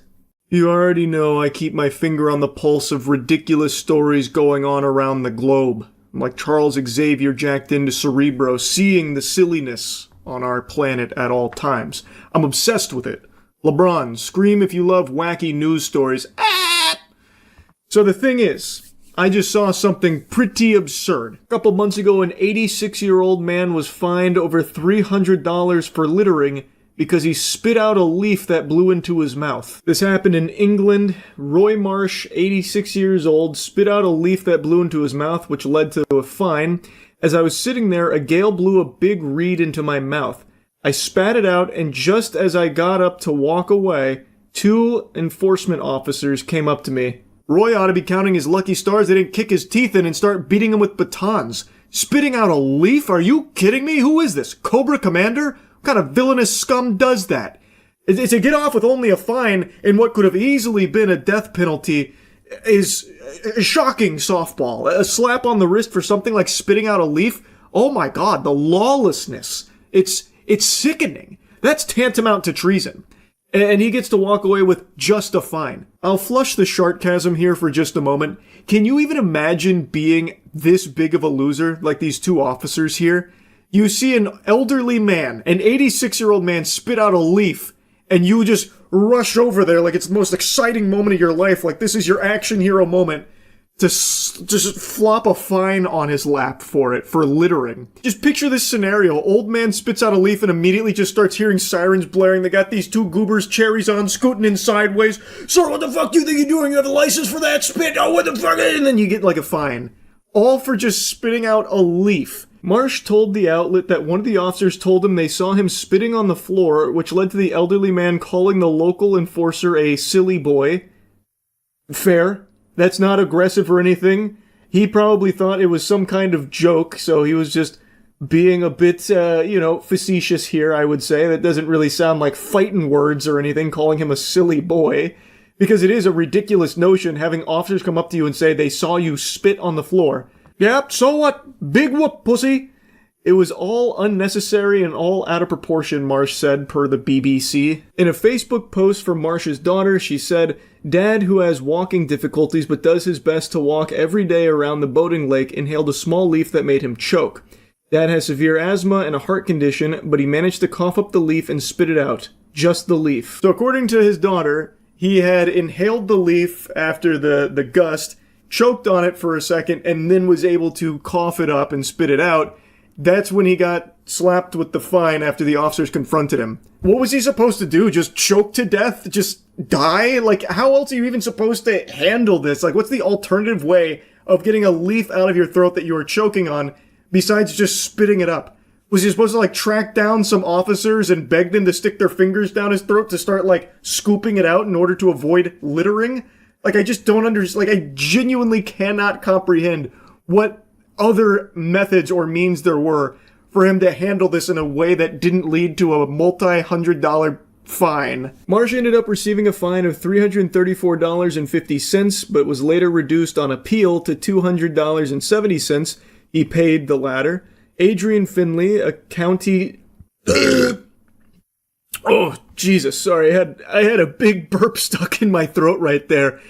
If this was the UK, I might have got fucking fined for littering with the stink air that I just spit out there. Oh my god, that was rancid. That was revolting. I'm not going to sugarcoat that. Anyway, Adrian Finley, a county... I burped so hard it made me illiterate. A county councillor who works as a representative for reform on Lincolnshire County Council told the BBC he had received numerous similar complaints from others in the area. So I guess this is just like a common racket where they're just slapping people with fines for really trivial shit. Enforcement officers are taking it too far. There needs to be discretion about how enforcement officers, issue fines. If it looks like a genuine accident, then give people the opportunity to apologize and pick it up. Sounding less like enforcement officers and more like hall monitors, but even hall monitors wouldn't go this hard on something so silly, so outrageously dumb, like an 86-year-old man who spit out a leaf. And I guess judging by this statement, it's a common trend with these enforcement officers over there to be issuing fines for littering or what they perceive as littering. Though, if this guy had a handful of leaves and threw them on the ground, I would still hesitate to call that littering. It's leaves in the great outdoors. That's their goddamn home. Leaves come from outside. Like, I don't know how, even if he did deliberately chew up a leaf and spit it out, how is that even littering? It's not like he had like a handful of soda cans and was just throwing them out all over the place in order to ruin the atmosphere or something by littering everywhere he could, polluting or anything. He spit out a leaf that was the aggressor, mind you. The leaf attacked him. It fucking launched itself into his throat, causing him to choke. So he spit it out and then had to fork over a couple $100 because of that. So the leaf, we need to be investigating that. That's more of a pressing problem than him spitting out the leaf. This story is so stupid that it actually had me somewhat fuming. Like, playfully fuming, I suppose. But it reminded me a lot of another really wacky one we covered like a year ago, where we even had like a roundtable debate where, I think it was Ohio, where Supreme Court ruled that boneless chicken wings can have bones. This was after a customer had eaten a boneless wing and actually suffered a serious injury because of the bone in the wing cutting his shit up. And they actually ruled that boneless is a cooking technique, a cooking style that doesn't necessarily indicate the absence of bones. So it's unreasonable to expect boneless wings to have to have no bones in them. It was still one of the most ridiculous things I've ever fucking heard in my life, by the way. And reading about this leaf fine brought up similar feelings as that. And I just had to yap about it a bit. That's really it. So yeah. If you're standing up, you're going to want to take a seat for this, because boy howdy do I have bad news for seafood enthusiasts out there. You are not safe. It may already be too late. I'm sure you've seen some of the headlines. Radioactive shrimp has found its way into the States. There was a recall for some frozen shrimp brands due to radioactive contaminants. There's now been another recall of shrimp for radioactive contaminants. I don't claim to be an expert on the intricacies of shrimp and the distribution of such, but to me it seems like there's a mole working in there. It seems like we got a supervillain somewhere in the pipeline. We got fucking Bruce Banner in there pumping his haul of shrimp full of gamma radiation.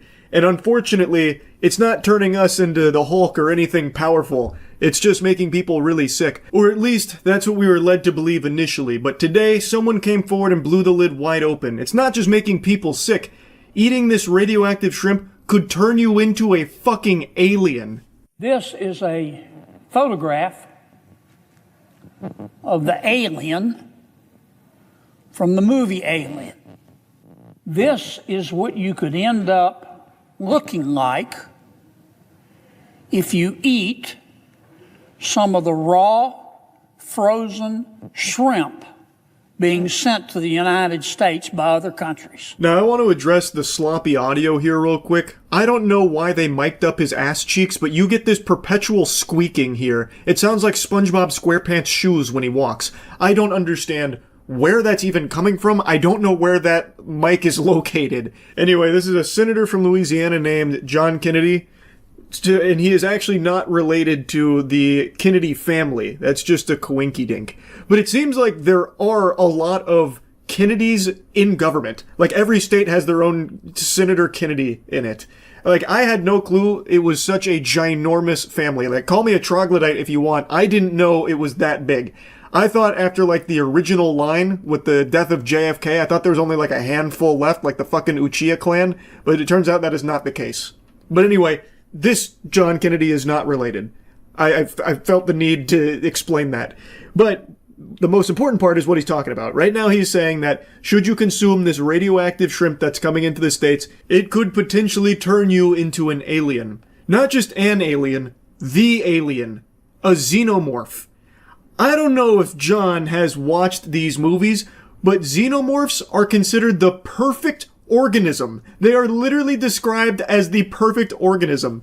Some people could interpret this as almost like a glowing endorsement that they should go get some radioactive shrimp because it could turn them into a fucking alien. He should have chosen like a bigger loser of some kind of cosmic being, like some kind of fucking space meatball or something, not a xenomorph. Again, in the universe, those are scientifically considered perfect beings. So to say the radioactive shrimp can turn you into that, like holy shit, that's like the holy grail of science right there. We need to be studying this radioactive shrimp ASAP. The shrimp was radioactive. I kid you not. It had a radioactive isotope in it called cesium-137. It'll kill you. Even if it doesn't turn you into the alien if you eat this stuff, I guarantee you'll grow an extra ear. Now, obviously, he's not wrong about the danger here of consuming radioactive shrimp. He's just going about it in the most clownish way possible. Like, if he was giving this speech to, like, an audience of toddlers, you know, trying to put the fear of God in them, stay away from radioactive shrimp or else you're gonna end up like this fucking thing. Like, that'd make more sense. But he is delivering this to a council of adults. A lot of them geriatric, of course, but like, these are people that know it's not going to actually turn you into an alien. They're like, well, maybe he really believes that. I don't know. I feel like there's no way he actually thinks radioactive shrimp is going to turn you into a xenomorph. Like, I don't think he really believes that. I think he's just trying to, like, scare people with, like, how serious the issue is. And it is a serious issue. But he turns it into a mockery with a presentation like this, where he downloads a fucking JPEG of a xenomorph being born and says, look, Exhibit A. This was once a 23-year-old football player. Then he went to Walmart and got some frozen shrimp. Look at him now. Horrifying. Terrible stuff. What's happened to this country? Like, come on, man. Like, just treat it seriously, so that way everyone else can too, as opposed to making it like this joke. I guess I'm just kind of tired of, like, the government treating all of its people like they're the biggest fucking morons on the planet. Like, actual bumbling imbeciles that they have to use this kind of verbiage and presentation to try and, like, get a point across. Yeah, this is, like, really bad food for you. It'll turn you into an alien. Like, come on, man. Jesus Christ. That was bad enough. Obviously, the FDA issued a recall. A few days later, it happened again. Yeah, I'm pausing it real quick. You thought I was going to let that wacky intonation on the word again slide? You thought wrong. I have never heard anyone pronounce again that way. Again! It's like the G went in there and fucking fought his esophagus on the way out. Why did it come out that way? Why did he say it like that? It was like he had a battle in his mouth just to get the word out there. Like, maybe he's been consuming some radioactive shrimp. I don't know. It's not being inspected. It's supposed to be. It's supposed to be inspected by the National Oceanic and Atmospheric Administration. We call it NOAA. It's part of the Department of Commerce. And yes, they're inspecting some of it, about 1%. On a good day, 2%. The United Kingdom inspects 50% of the foreign seafood coming into its nation. Even China does a better job. I completely agree. I think that is totally unacceptable. So what are you proposing we do about it, John? Maybe, like, beef up NOAA so it can do a better job at what it's supposed to be doing? If that's the case, if that's what you're pitching, why do you vote completely opposite of that? Brother, NOAA just had huge budget cuts. NOAA is being gutted right now by the current administration, which you are voting for, by the way. So he's out here talking about the dangers of radioactive shrimp turning you into a goddamn alien and reprimanding NOAA for allowing this to happen, doing such a piss-poor job of inspection. But he is voting to kneecap them. From everything I can see, John Kennedy has been, like, on the side of these kind of budget cuts. So what the fuck, man? Like, what are you yapping about? Why are you pretending to be surprised or outraged? You are actively taking money away from NOAA, which in turn is obviously going to affect their ability to do these inspections. Like, they've already been cut tons of jobs. Like, why are you surprised? And why are you pretending to give a shit? Like, the radioactive shrimp and, like, NOAA not doing its job, you have a role to play in that. And you're acting like, NOAA just sucks. NOAA's terrible. They're not doing a good job. They need to do a better job. Like, that's his closing statement, by the way. This is unconscionable, and it should not be happening in the United States of America. Now, I am biased. I believe in homegrown Louisiana shrimp fresh out of the Gulf, not radioactive, but I understand that some stores prefer to buy foreign shrimp because it's cheaper. Now we know why. The damn stuff is radioactive. NOAA needs to do a better job of inspecting the shrimp that is sold from other countries that don't abide by the same standards we do to the consumers of the United States of America. I completely agree. It should inspect more. It needs to. We need to take food safety far more seriously than we do. So then why are you voting to make it harder for them to do that? You are taking money away from NOAA, which is making it harder for them to do these inspections that you are attacking them for not doing enough of. It doesn't make a whole lot of sense. It's like me being mad at my toilet for there being poop in it, but I also just took a shit in it like 10 minutes ago. You know what I mean? Like, it doesn't make sense. You're a fraud. You're a goofball. But hey, John, credit where credit is due. Your PowerPoint, that shit went insano style. I love seeing that one. Radioactive shrimp turning us into aliens, that's a banger. Good work on that. Anyway, that's really about it. See ya. For a couple days now, there's been a video YouTube's been shoving down my throat, recommended out the wazoo, and tonight finally caved and decided to give it a peek. It's called Pulling Over the Police Doesn't End Well from Midwest Safety. And as advertised in the title, this citizen's arrest attempt does not go swimmingly. Far from it. An officer pulls to the curb for a civilian following behind, honking their horn and flashing their lights constantly. After the civilian passes, the officer initiates a traffic stop. The reason I stopped you is because you were honking at me and following at an unsafe distance? No, I wasn't. Okay. Okay, do you have your driver's license on you? I sure don't. The chess master has made his move. There was no pressure, yet the quarterback still fumbled here. This gentle Sir Redditor tipped his fedora to the officer, and he's got him right where he wants her. So he was following her, honking, making a ruckus, flashing his lights, in what seems to be an attempt to get the officer to pull over so he could give her a stern talking to. And the way she describes it, and I guess even the way he describes it, makes it sound like that old meme, you know, the hit it, Joe, and then the guy's on like the fucking doohickey, just like a piano with a ton of noise-making gadgets and gizmos going boom, boom, penny whistle, wee.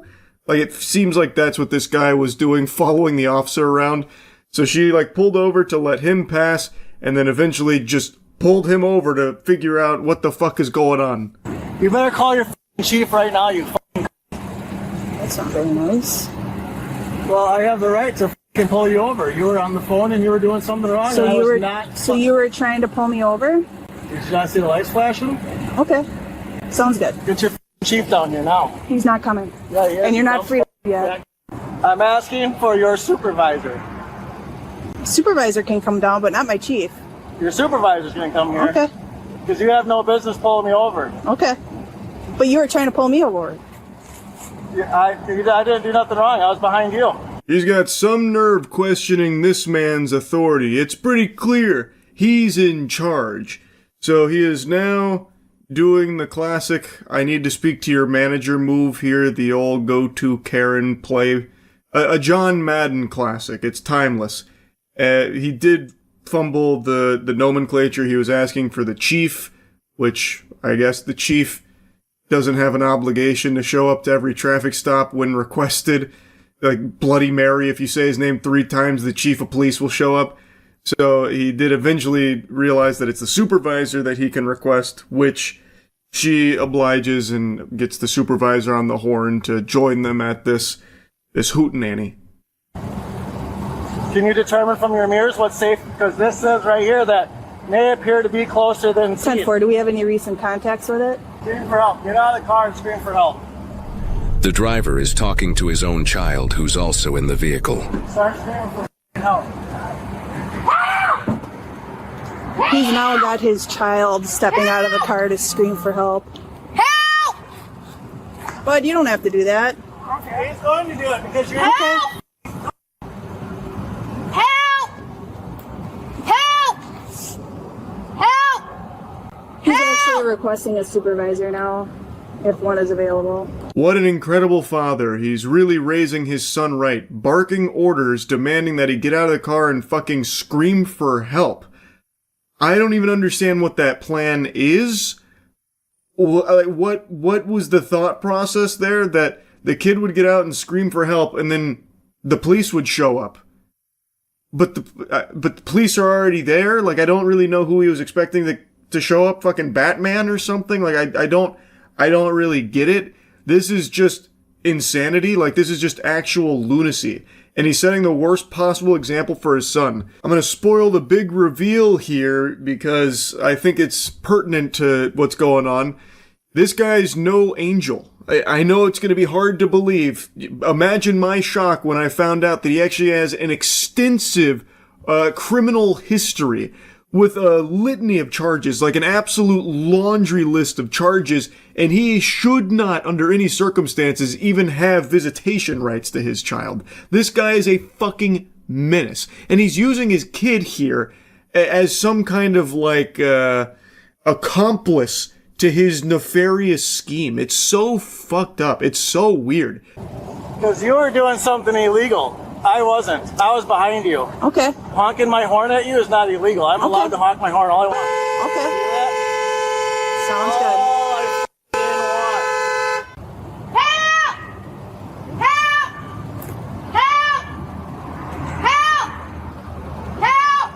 What a circus he has created here.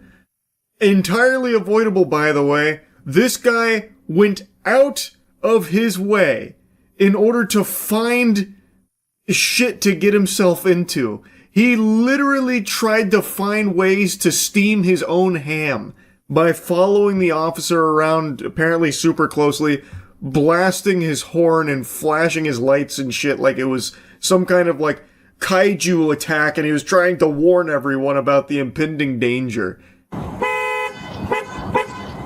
Is it gonna be funny when I tell the judge that I was following behind you honking the horn because you were doing something wrong? And I just had a conversation with the day officer yesterday that says that I have the right to do something if I see you guys doing something wrong. Oh, I know who you are. Yeah, you dumb f***ing. Okay, perfect. I cut out a lot here because it's mainly just him headbutting the horn nonstop. It's such an annoying pest. And now he kind of lets it slip. The cat's out of the bag that he's already had talks with officers, even as recent as yesterday, and then it dawns on her who this guy is. Other officers arrive at the scene. They also know who this guy is because he is a frequent nuisance. This fat yesterday was on the phone with me yesterday, and that's why she's here now. Hey, Joe. What's up, man? I'm the supervisor. You want to talk to somebody? Yes. Can I get out for a second? Just stay put. I can talk to you right here. Okay. I was coming off of Ellis Street. This dumb came off of fucking Main Street. Had no blinker on when she made the turn. She was as well on her phone. I followed her down the road because I talked to somebody yesterday that made it very clear that if I had a problem with one of the officers that I can most definitely make a complaint about it. Okay. So I was following her down the road to figure out who she was, and I was flashing my light and honking my horn. Were you behind her or in front of her? I was behind her. Okay. What a story, Joe. A riveting tale indeed. So he wanted to follow her, find out who she was so he could make a complaint about her not using a turn signal and apparently being on her phone. That was the plan. And things went tits up real quick. So he's now talking about like a ticket that she's trying to give him for all of the hoopla that's being caused here, which has only set Joe off even further. He is now fully deranged and has gone feral because of that, and no matter what the supervisor says, it's already too far gone. He is a powder keg that is in the process of blowing, and he can't stop blowing. And now she thinks she has the right to give me a ticket for honking my horn? I got every right to honk my horn. How close were you to her? I was a car length behind her. Okay. She swerved and hit the fucking curb like a dumb bitch with her car over here. Yeah, so he could go around me. And I was nowhere close to being by her. Did I drive any closer to anybody else than I do any other day in the world? So, once again, this guy uses his kid as some kind of criminal sidekick, like a lackey here, to try and help him out of this pickle that he himself has put himself in. So now he's having his kid vouch that he wasn't following any closer to the officer than he does for any car on the road, which is scary, because this guy is probably up every single car's ass if he perceives that there is something out there that they may have done that he didn't like. And also, this guy looks like he is just actually on some very heavy drugs. This guy looks like he is off his gourd right now. Look at these eyes. That is a soulless stare of the devil. This guy looks crazy. For flashing your lights or what? She said I was honking my horn at her because I was trying to get her to stop. I was not following too closely. Okay. Can you guys prove it? What is the law when it follows too closely? What does the mirror say when you read them? What does that say? If you guys are so smart. Objects in mirror appear closer than they are. It has nothing to do with what says on the Yeah, it does. It is a lawful statement on there. Why do you always have to be so confrontational when you deal with us? I'm gonna be honest, I really like that line of thinking that Joe cooks up there. Read what the car mirror says. Objects in mirror may be closer than they appear. He can't quite read that. He's fuming too much. He's seeing red, so he's gone full illiterate. But he's trying his best. He knows that there's words on there that say something to that effect, but he can't quite get them out.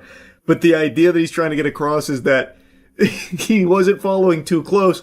She has been deceived by the mirrors, which clearly state that they may seem closer than they appear. Thus, reality is distorted.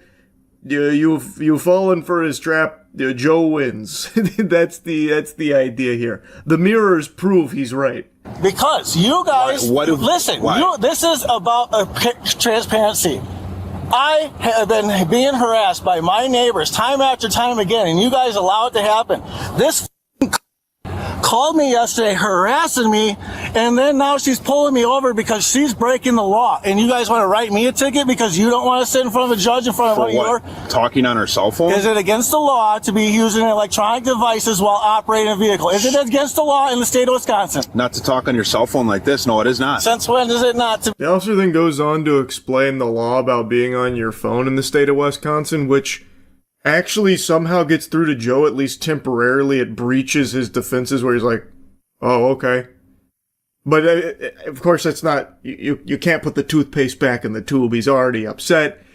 So, even though that does dawn on him that maybe there wasn't a law being broken there and that this is a whole bunch of nothing, making a mountain out of a molehill, he's still mad, and thus he needs to take out his wrath. We can take it to court, and we can make this a thing with Madison. That's your right to take it to court, Joel. Just like you took that disorderly conduct ticket to court when we dealt with you down at school. This dumb bitch literally said in front of my kids it ain't gonna do you any good argument. I don't give a dude. What are you gonna do? Not a thing. Because obviously you're letting this fat do what the she wants anyways. She's just doing her job. No, she's not. If you don't agree with it, you can argue in court. How is she doing her We're job? not gonna argue What is the law when it comes? Joe continues to try and alt. The officer sounds extremely tired of it. No one here besides Joe even seems mad. Like, this guy is spitting and shitting, throwing this temper tantrum, saying all of these nasty, mean things, and nobody even really cares. They just want to go back to their day. They're not even looking to, make a big deal out of this, it seems. Like, they just want to give him the ticket and just wash their hands of it. But Joe insists on taking it to the highest possible extreme. Did I break the law? Okay. So stay put. Don't make the saying worse than it has to be, Joel. What are you gonna do about it? Stop. I dare any one of you dumb to try to put your hands on me. Just stop. We don't want to have to. No, you started this. You're allowing your officer. I didn't start anything. No, I was behind your fat officer. If you be quiet and give us a minute, we'll be done here. No, there's no minute, you dumb. Well, whatever, Joel. Obviously, we're not going to come to any sort of agreement here. I do love that line there from Joe as well. You started this. As Joe was literally the one that peeled off in order to try and get this officer to pull over for this whole song and dance that he had brainstormed. It's a very interesting strategy. I can't say I quite understand fully the Joe gambit, but all power to him, I suppose. Disorderly conduct, a ticket? Was going to be a ticket, but now it's not. Joel, you make this stuff worse, dude, by the Dude, way you guys did this. This fat called me yesterday. Just stop. Joel, knock it off. She's got me by the throat! She's got me by the throat! Stop. She's got me by the throat! Come on. She's got me by the throat! Joel. She's got me by the throat! She's got me by the throat! Stop. She's got me by the throat! Okay. Dude, you're on a camera. She's got me by the throat! Joe, nobody's got you by the throat. She's got me by the throat! Officers, please, can't you see he's being attacked by a ghost? There's a ghost and they're strangling him like Homer Simpson to Bart. Do something. Get the Spectral Patrol out there to take down this rabid ghost that's attacking his throat. Oh my goodness, this is horrifying stuff we're seeing here. So yeah, it's probably pretty clear to you now, but they decided tickets wouldn't cut it here. It wasn't really working, so they decided to slap him with a disorderly conduct charge and take him in. I'm not gonna bother showing any more of his, tug of war with the police while they try and get him in the back of the cruiser. And to think that it all could have been avoided if that officer didn't just call him yesterday. What was that about, huh? Free my man Joe. He did nothing wrong. This was all, the officer's fault for driving, I guess. With Joe on the road. Driving while Joe on the road, that's a punishable offense. Joe owns those streets. You will drive the way Joe instructs you to. You are NPCs in Joe's world, and if you are a little out of line, you best be saying your prayers, because Lord help us that Joe's gonna be trying to pull that ass over, I guess. I don't even understand what all of this was about. I have no idea what he's talking about with her calling him yesterday. I haven't the slightest fucking clue what that's about, but it seems like Joe is a daily problem in the area, so it seems like he basically has some kind of confrontation with police every day. So maybe she had responded to something yesterday that involved him. I really don't know. It's just so fucking outrageous. As the name of the video led me to believe, him pulling over the officer did not go well for him. An officer remained with Joe's child until his grandmother arrived to pick him and the vehicle up. Joe was charged with resisting obstructing an officer, disorderly conduct, and battery to a law enforcement officer. While the suspect never sued over this matter as promised, court records indicate the suspect has been repeatedly sued in court for injunctions against abusive conduct, failing to pay rent, repeated issues of failing to pay child support, disputes over child paternity, failing to pay rent, and civil evictions. In both 2023 and 2024, the suspect was prohibited against engaging in conduct or contact with certain victims he had previously targeted. The suspect also has an extensive criminal history, listing dozens of suspected misdemeanor and felony charges. Sure, it might seem like most of Joe's life is dedicated to just being a piece of shit, but I think this one that we just watched in the body cam is probably the one where he finally has his come to Jesus moment and realizes that he's got a problem and needs help. And this is probably the one that sets him on the right path, I bet. He probably learned his lesson this time around. I think I can't remember, I'm going off memory, but I think he got 12 months probation and was required to write an apology to the officers at this scene, as well as attend anger management courses. Maybe that did the trick. Maybe that was finally the one that got Joe on the straight and narrow. I have no clue. Anyway, though, just wanted to yap about this a bit. That's it. See ya. I just saw an outrageous body cam that I have got to shoot spitballs at and make fun of.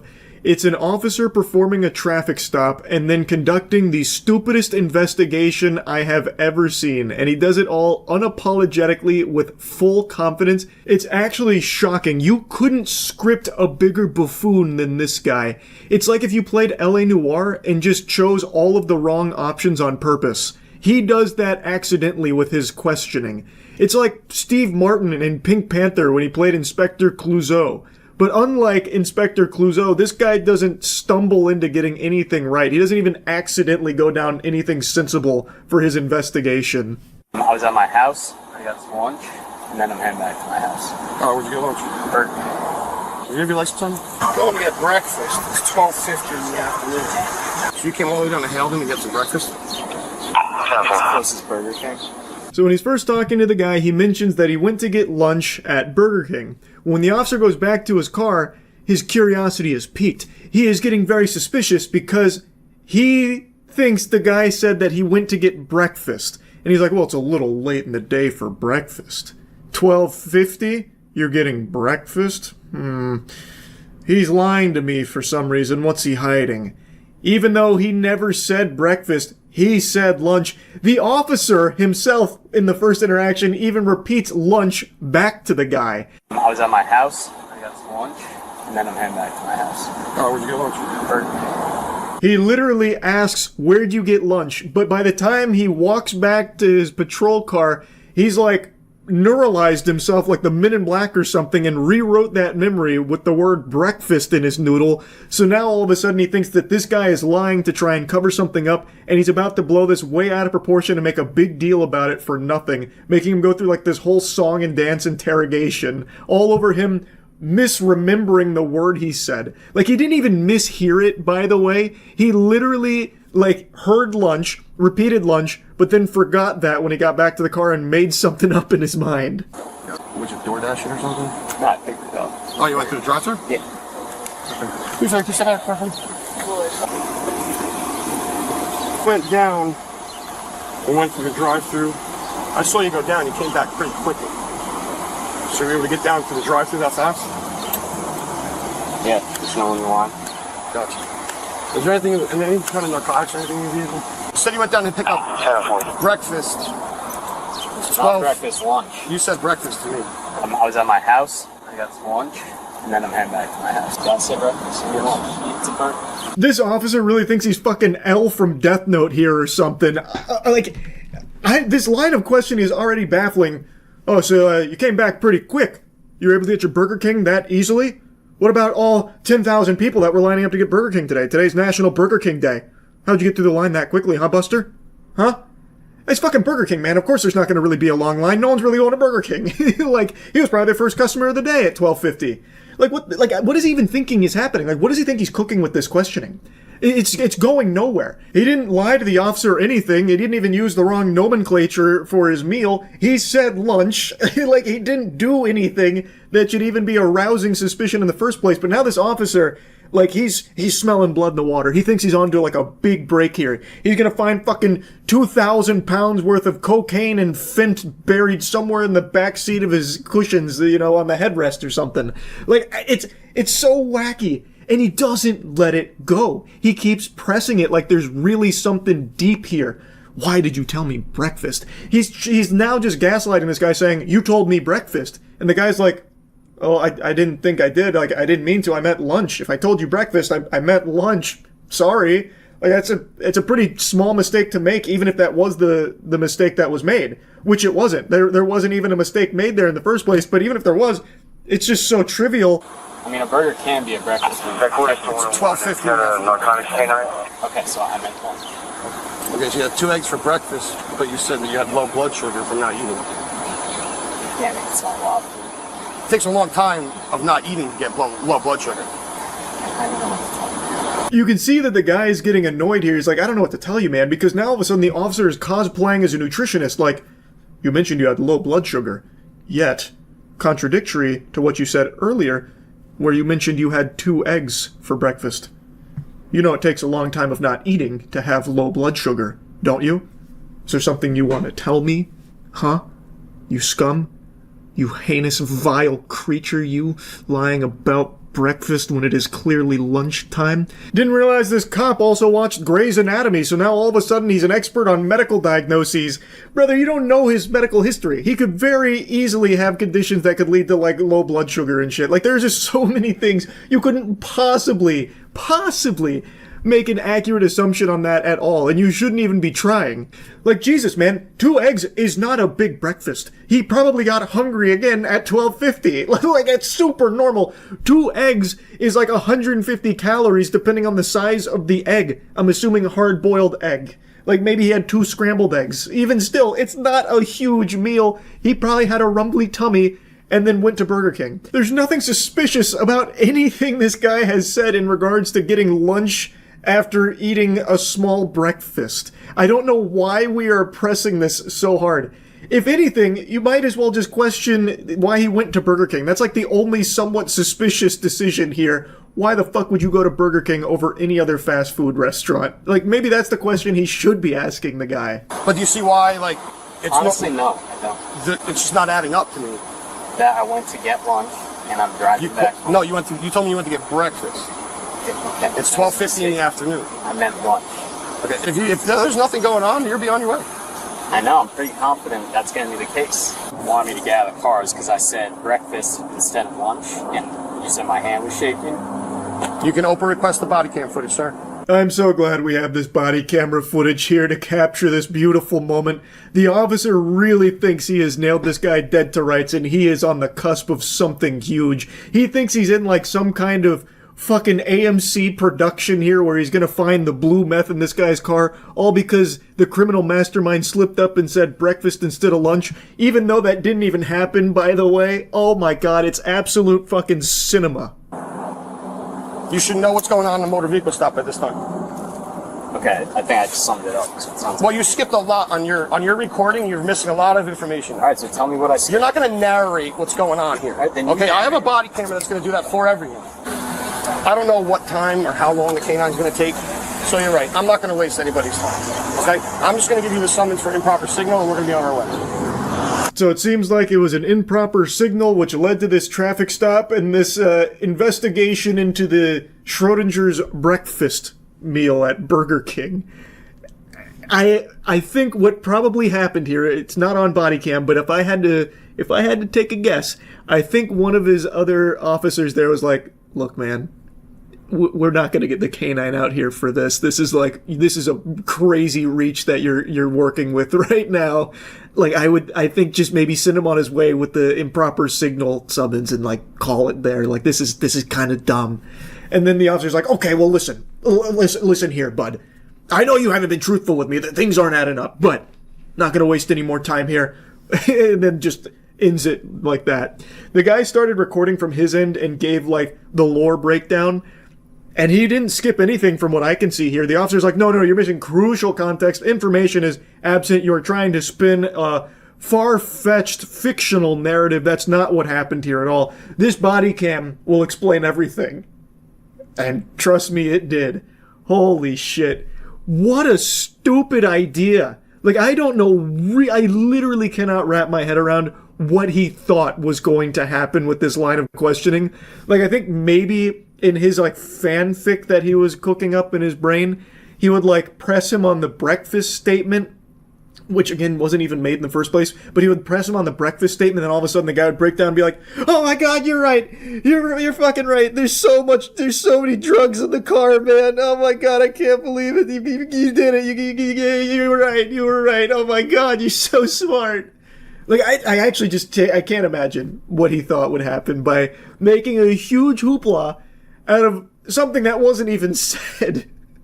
I just had to talk about this. It was so good. I'm glad that this guy didn't, suffer more of a headache and more of a nuisance with this officer's questioning. I'm glad that at least they did send him on his way and didn't, make it go even more out of control. But man, what a fucking waste of everyone's time this was. That's really about it. So yeah. This is a topic I had no intentions of revisiting, but in light of recent news, I absolutely cannot stop myself from talking about it. A few days ago, I made an extremely hard video doing my best to honor the memory of one of the brightest lights the chess community has ever seen, Daniel Naroditsky, whom I was lucky enough to call a friend. He has unfortunately passed away, and I made a video doing my best to pay tribute to him and talk about the incredible legacy that he built and how he will always be remembered as one of the best teachers chess has ever seen, best streamers, best players, just overall just an amazing guy and an amazing force for good in the chess community. And he will be dearly missed by so many. I wanted to just focus on the incredibly positive effect Daniel had on so many people. And I didn't dive into the nitty-gritty of one very unsavory character, Vladimir Kramnik, and his role in some unfortunate times Daniel was going through. Today, I saw a statement from Vladimir Kramnik, and I just can't bite my tongue any longer. I cannot stand this man.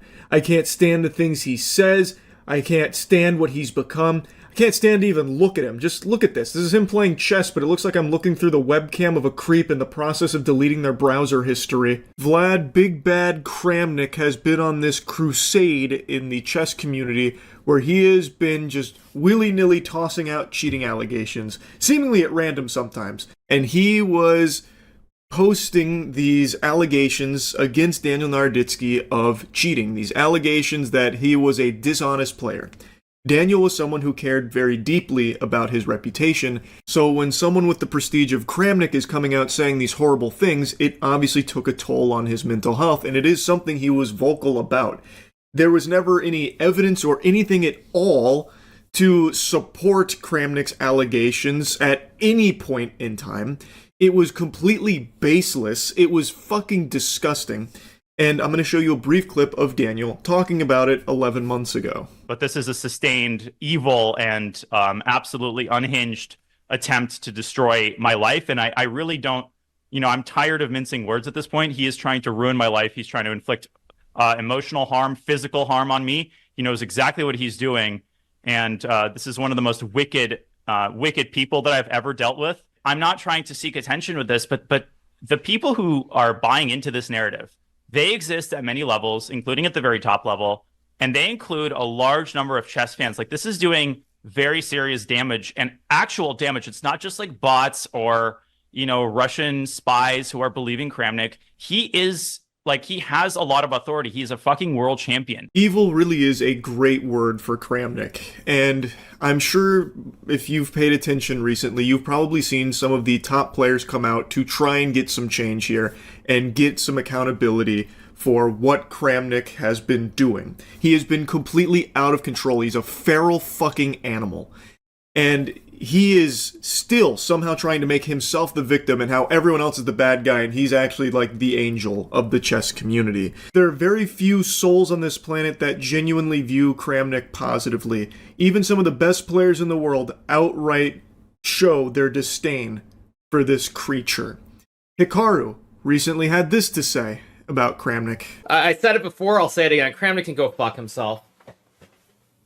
I'll just say it. He can go fuck himself and he can rot in hell. That's all I'm going to say, okay? It's a sentiment shared by some of the actual best players in the world, condemning Kramnik and everything that he has become. So it's not just fans of Daniel or just fans of chess in general, it's also the top level players that fucking despise Kramnik.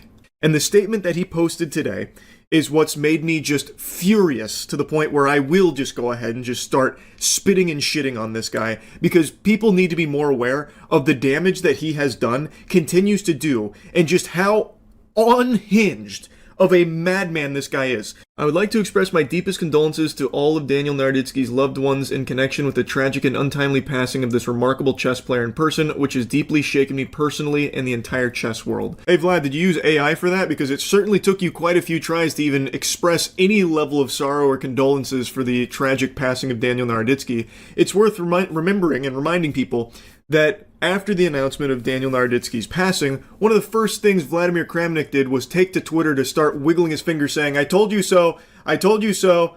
That was he literally, one of the first things he did was make it all about how he was so right. Blaming others, like how Kramnik was the only one that cared. He was saying, you gotta check on Daniel, this and that. No one else seemed to care. I was right. I saw what no one else did. You guys ignored this. That's what Kramnik did after it was announced that Daniel Naroditsky passed away. I don't think he's capable of expressing any level of sorrow or emotion. This is a husk of a man. I think he needed AI assistant to give the best engine move here for trying to almost appear human, because I don't even think those are his words. What I think follows is definitely straight from the asshole of Kramnik, though, and you'll see what I mean. To my profound regret, this tragic event has become an opportunity for some to exploit it for their own interests and to launch an unprecedentedly cynical and unlawful campaign of harassment against me and my family. In this regard, I would like to make the following statements. This clown could only muster one sentence without devolving into talking all about himself and positioning himself as a victim. He starts calling the wambulance in the second sentence of this statement. Oh, me, wah, wah, wah. Look at all these French cries I've ordered. Oh my goodness. I'm like the actual victim of this tragedy because people are being mean to me. This is unprecedented. Oh my gosh, how could people not think about my feelings? This is so mean to me. And then he has the gall to say, I have never made any personal attack or insult towards Daniel Naroditsky. Absolute psychopath shit. He was the main perpetrator. Daniel was not shy about sharing his feelings about the effect Kramnik has had on his mental health through everything Kramnik was tossing his way, all the shit he was stirring over fucking baseless accusations. Kramnik bore a huge responsibility on the unfortunate feelings that Daniel was going through for a long time. Kramnik was the main villain in this community, and he has been for a while, and not just for everything with Daniel. He has done this for so many players. I have a hunch that he would try and copyright strike me or pursue legal action if I showed any of his clips, but he has entire compilations dedicated that people have compiled of him reporting people for cheating if they found a move he didn't think of. So he's lost some matches, or even in matches that he's drawn due to his own mistake, he has accused his opponent of being a cheater, getting engine moves because he didn't think of it, or if he did think of it, the other person shouldn't have because he's so much smarter than him because he's higher rated. He accuses people of cheating based on the most loosey-goosey of ideas. He is, by all possible definitions, the worst person in the chess community. And there has not been any real action taken against him, and it's reached this bubbling point now where some of the top players are on the right side of history, where they believe that more needs to be done to protect players from people like Kramnik. He is a destructive douchebag. He is a calamity of cringe. But because he was once a world champion, he does have accolades under his name. It carries weight. Anyway, though, back to his statement. Despite the tension in our relationship, I was the only person in the chess community who, noticing on video Daniel's obvious health issues a day before his death, publicly called for him to receive help. Unfortunately, this plea was ignored by everyone. The subsequent attempts immediately following his passing to directly link this tragic event to my name, especially in light of this fact, cross all boundaries of basic human morality in my view. We are getting a lecture on human morality from a man who lacks any and all real emotion. This is an android worm person roach man. This is not someone who has any morality. He is trying to now say he's the only one that actually cared about Daniel, which is so far from the truth. He is the one that was actively at all stages over the last year or so trying to ruin Daniel's reputation based on fucking nothing. Absolutely nothing. And now here he is trying to position himself as like the, actual protector of Daniel, trying to look out for his well-being. It is psychopath shit. Actual psychopath shit. What he's referring to here, where he's talking about, he was calling for Daniel to receive help, it was him making, a post on Twitter, hey, someone should check on him. Which, by the way, Daniel's closest friends actively were checking in with Daniel and doing their best for Daniel. Meanwhile, what was Kramnik doing? Continuing this crusade against him. Just a blatant lie, a pure fabrication, a disconnect from reality. There is overwhelming oodles of evidence to the contrary here. Kramnik does not care about Daniel, never did. Daniel openly stated Kramnik is one of the most evil people he's ever had to deal with. Just a wicked presence in the chess community. Yet here he is trying to say he's the only person that was actually trying to look out for him. It is just despicable behavior from this person. My private and public requests made a year ago for a review of Grandmaster Naroditsky's compliance with fair play rules were ignored, despite a significant amount of evidence, only part of which was published supporting the validity of this request. I have always been and remain ready to provide these materials to any relevant authority. In his next point, literally, point number 3, right after him saying how much he actually cared about him and was obviously looking out for him, he then goes in to try and, once again, push this narrative that Daniel Naroditsky wasn't complying with fair play rules according to Kramnik. Kramnik is still here trying to make these accusatory statements against Daniel Naroditsky, using his classic source I made it the fuck up evidence. Anyway, let me finish the statement before I dive in deeper. Point number 4. Certain provocative statements by public figures, sometimes escalating to blatantly false and criminal accusations against me regarding Daniel's death, which have led, among other things, to threats to the safety of myself and my family and violations of my personal rights, will be the subject of criminal and civil lawsuits currently being prepared by my lawyers. This is just a blanket threat to everyone that's calling this guy a huge asshole, which he is a huge asshole. There's no lawsuit you can issue for people pointing out that you are a giant piece of shit who absolutely did play a role in the mental health of Daniel. That is something that is provable with an overwhelming amount of evidence.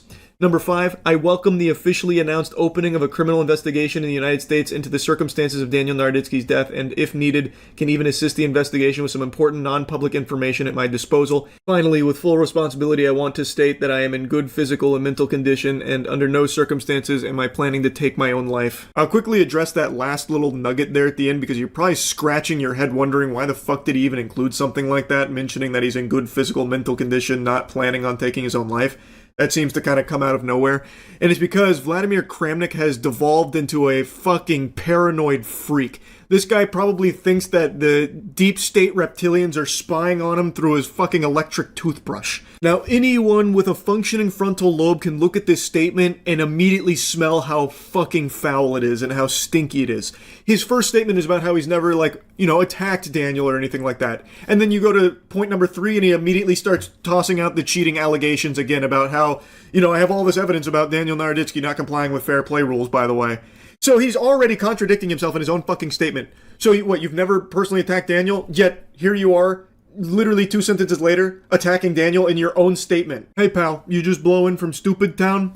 Classic Kramnik here, the Kramnik gambit, unable to express any actual real sympathy or anything at all, unable to take any level of accountability here. He doesn't mention his sizable role in the mental health of Daniel Naroditsky, who made it very clear that what Kramnik was saying, what he was doing, was hurting him in a big way. But Kramnik always disregarded it, and even here, doesn't even acknowledge it, not even slightly. In fact, he tries to position himself as the one that actually cared about Daniel. It is crazy. This is a crazy person. This is someone that does need to be checked in the chess community. So all of the top players and all the community that are begging for action against Kramnik here in the community, I think are 100% correct. Something absolutely has to change. This statement from Kramnik had me fuming. Still does. I am still infuriated by it. I cannot believe that this fucking garbage bag of a person posted this. The only solace I can find in all of this is I know with 100% confidence Daniel Naroditsky will always be remembered for the amazing, talented player, teacher, and friend that he was, who contributed more to chess than most people could ever possibly fathom. One of the best commentators in chess, with one of the best libraries chess has ever seen, with educational tools that can get anyone interested about the game because his passion was infectious. And he was so efficient at teaching high-level chess theory, making it digestible and entertaining. One of the best streamers in chess, an amazing friend, an amazing guy. He will always be remembered for the positive, wholesome force for good that he was. Whereas Kramnik, he won't be remembered for his chess achievements. What people will remember Kramnik for is everything that came after. He devolved into a hateful, putrid, delusional person, and it will overshadow all of his accomplishments in chess. Chess history will look back on this man very negatively. And since he's threatening legal action, he's certainly welcome to try with me here. I don't believe I've said anything defamatory. I've just been insulting you, which I'm well within my right to do. I do not like you. I find you to be a disgrace. I think your behavior is shameful, and you deserve to be insulted for everything you have done, everything you have said, and everything you continue to say. I cannot stand Vladimir Kramnik. That's really about it. So yeah. Over a decade ago, I told a story that still to this day is the most unbelievable true story I have. It is a riveting, exhilarating tale of disgust, horror, and inspiration. I literally just blue screened right there, just trying to find the right words to describe this experience. And I hadn't told this story in over a decade, at least I don't remember talking about it, but a week ago for the other channel, we had Wubby and his crew down, and one of the videos we filmed was a little game where you would either tell a lie or tell the truth, and then a team would have to guess if that was make-believe, phony baloney, or a legitimate experience, and I got tasked with telling a truth. So I chose this story because it just sounds like it couldn't be possible, yet it is. It is the story of my sophomore year of college when I went up to Michigan State to party, and I met one hell of a woman up there, I'll tell you what. When I was in college, at 19 years old, I, even back then, had a big fear of flying, but I had a buddy of mine I knew on Xbox Live. His name was Kyle. He was in a frat at Michigan State, and I forgot the name of the frat, but he had invited me to their big parties. I think it was for St. Patty's Day. They were doing like a weekend of partying. And this is when I first started to be social, and I said, you know what? Fucking do it live. I bought a plane ticket, accepted the invitation. I went to Michigan State University, and I went to their parties. I met a lovely woman at one of the house parties. I got her number, we chatted. Didn't hear from her for like a day. She texted me the next night, and I was violently high. Ill, very ill. I had inhaled the bong water from a gravity bong. Ooh. I was struggling. I didn't know right from left. She had texted me to come over that evening. I wasn't going to pass up an opportunity. I had a buddy of mine drive me to her apartment. When I got there, she offered some wonderful accoutrements. Excuse me? One of which was a blowjob. I didn't. I say lie. What do you guys think? I was still in a fugue state. I peed all in her mouth.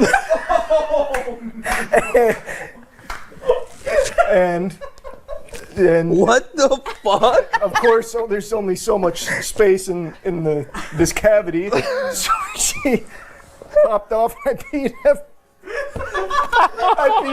everywhere in that bedroom. To which she said, "I can't do this right now." So she went into the shower to clean off, and I sat there in shame and confusion. Truth?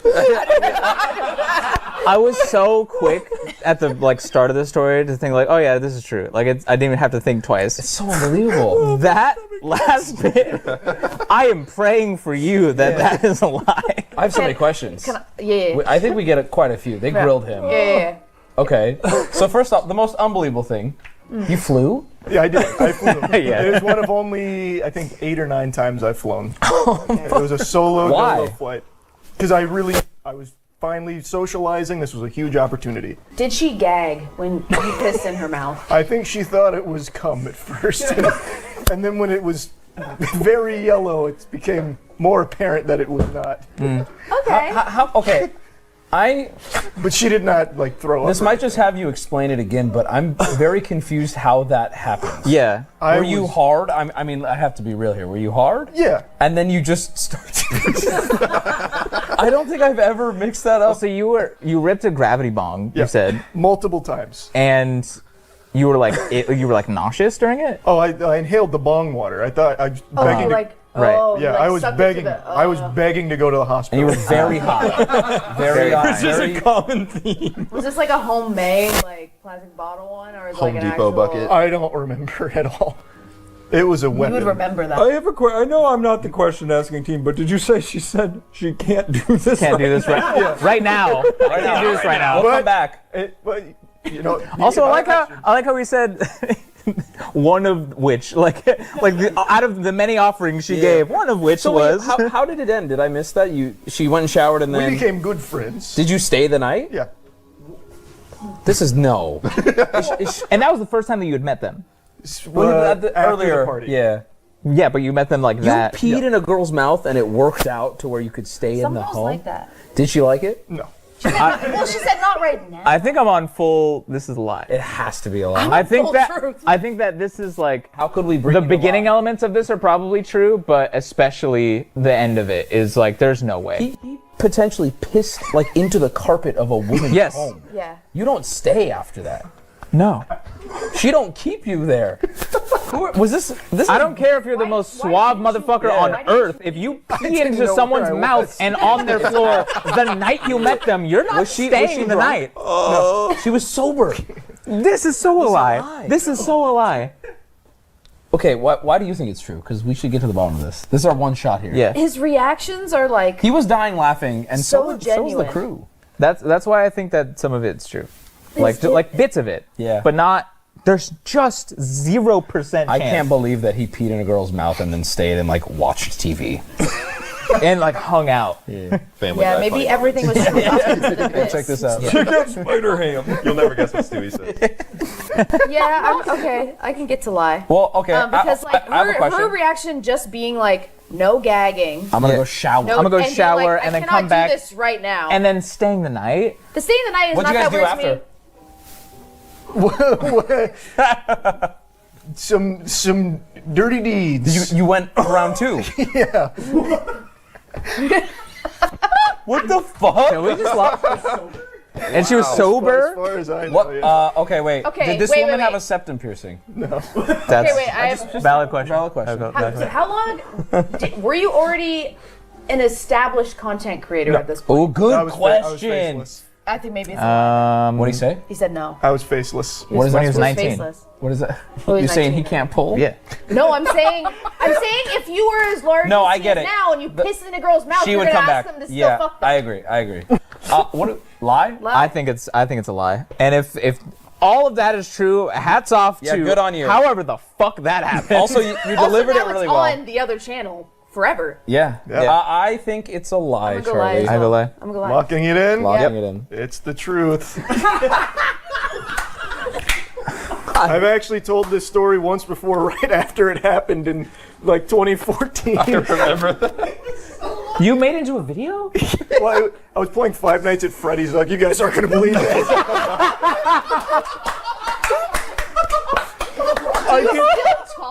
No, she's married. She got married years That's ago. tough. Do not say her name. Do not. Every What were the other single accoutrements? aspect I have of so that. many more questions now. She had sex with him after he peed in her mouth. She must have been a chill lass. That's so That's one nice. way to word it, That's yeah. so That nice. is one way to word it.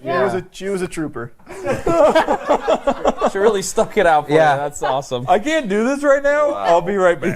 Just give me a second. Well, she really meant right now because she went and then came back was like, all right, now I am. Don't pee in me I again. guess, I guess she thought that you were do gonna say it. that. She goes, oh, you know, maybe not that, but So it was a college apartment. So like it was very cramped. Yeah.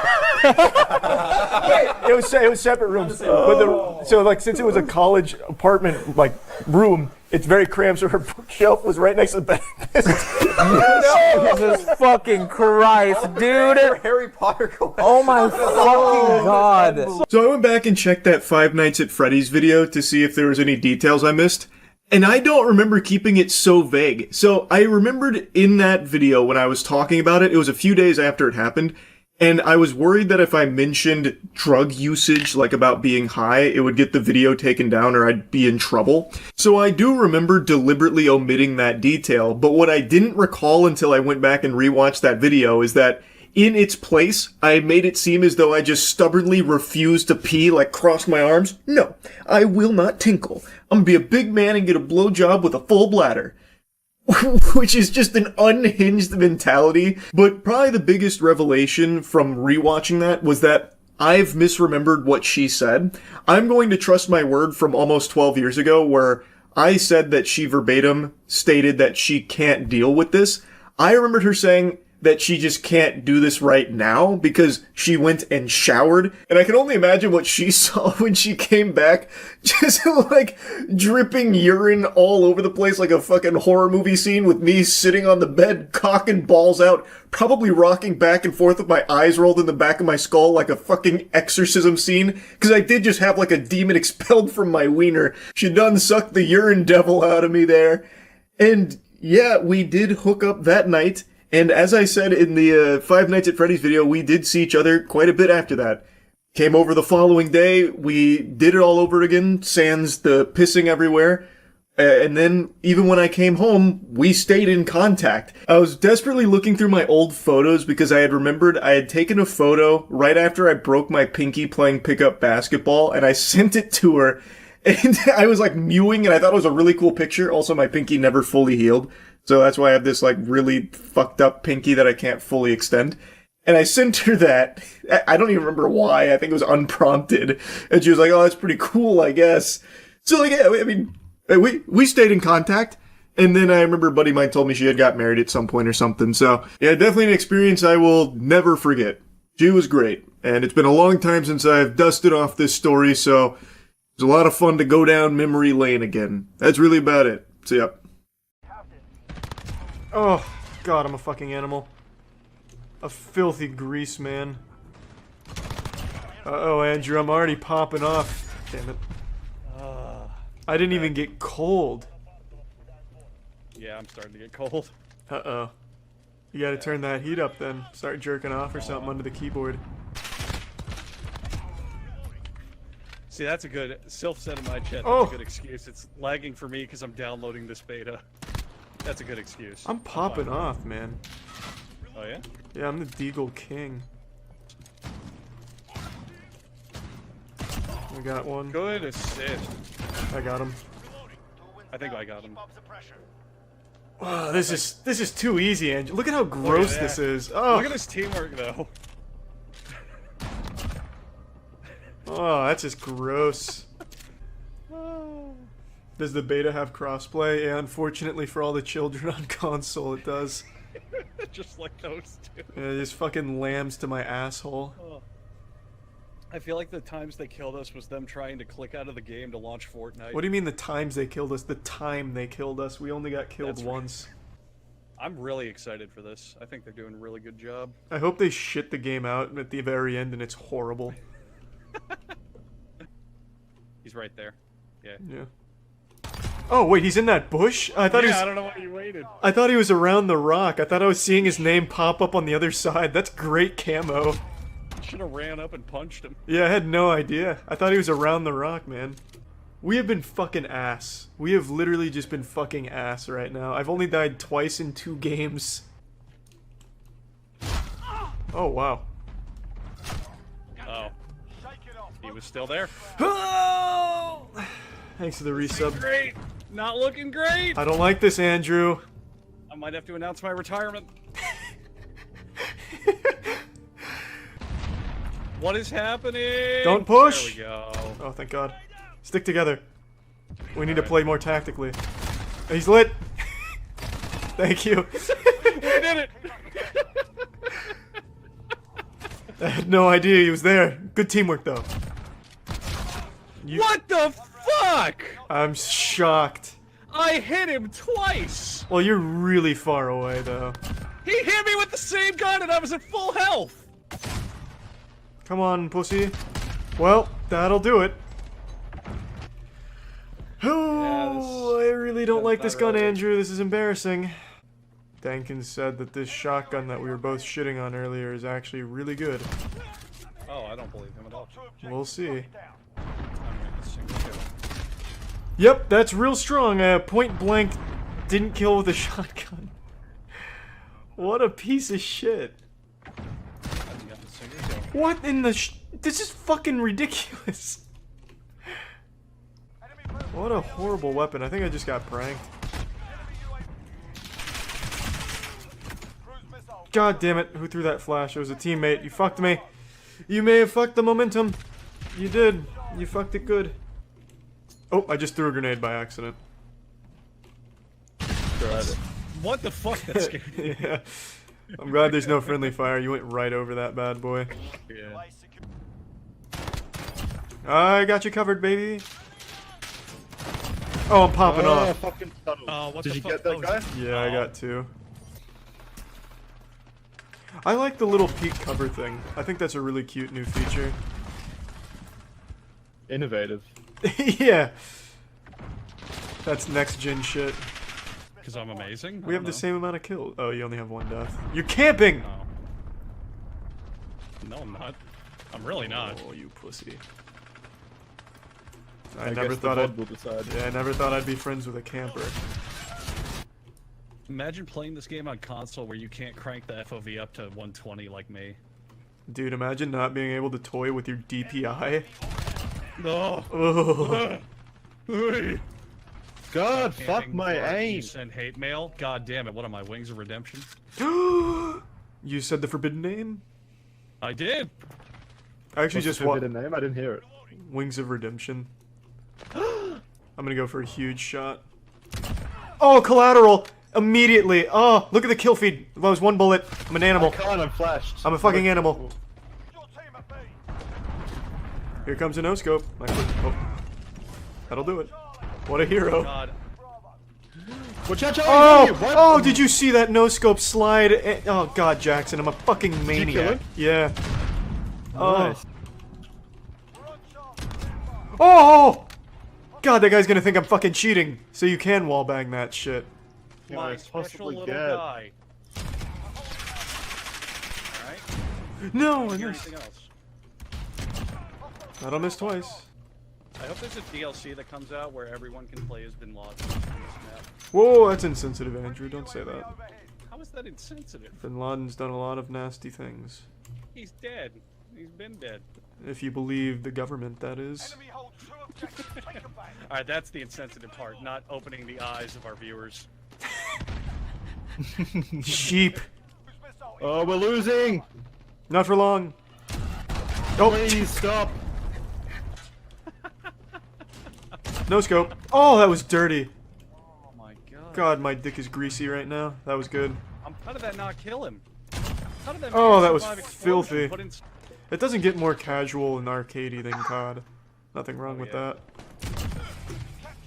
I say as I just get gross on it. I've gotten cruise missiles a couple.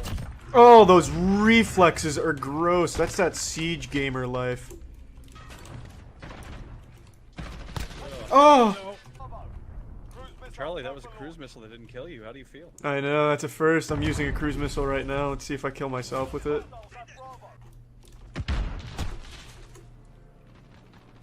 Oh. Woo! These reflexes, Andrew. I'm a monster. What is this Game of Thrones song? Just let them be proud of their music, Andrew. Stop complaining. Someone worked very hard on that. Well, that's the most embarrassing thing of the day. No doubt about that.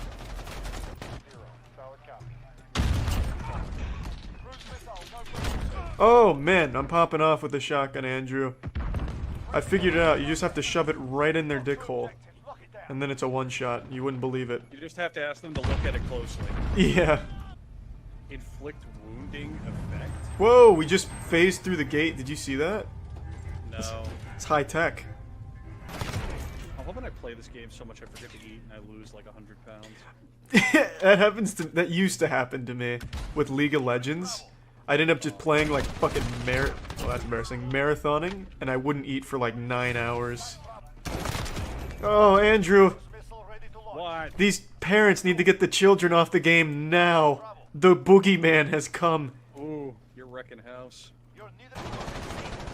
God, I'm like that monster children were told about when they were a kid by their parents when they don't eat their vegetables. They'll be visited by me on Call of Duty. Oh, my asshole's actually throbbing right now from all of this action. It's probably giving me hemorrhoids.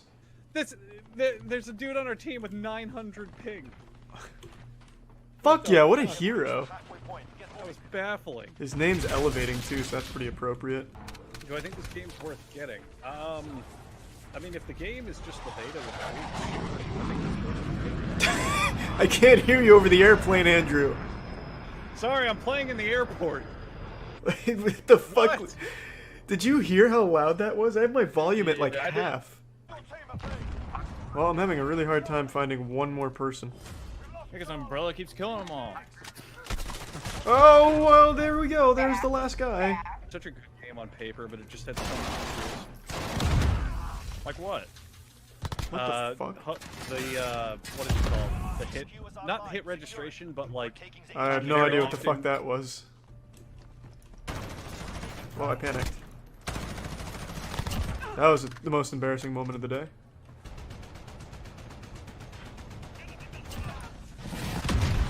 Damn, my helicopter got shot down. My pilot has no head.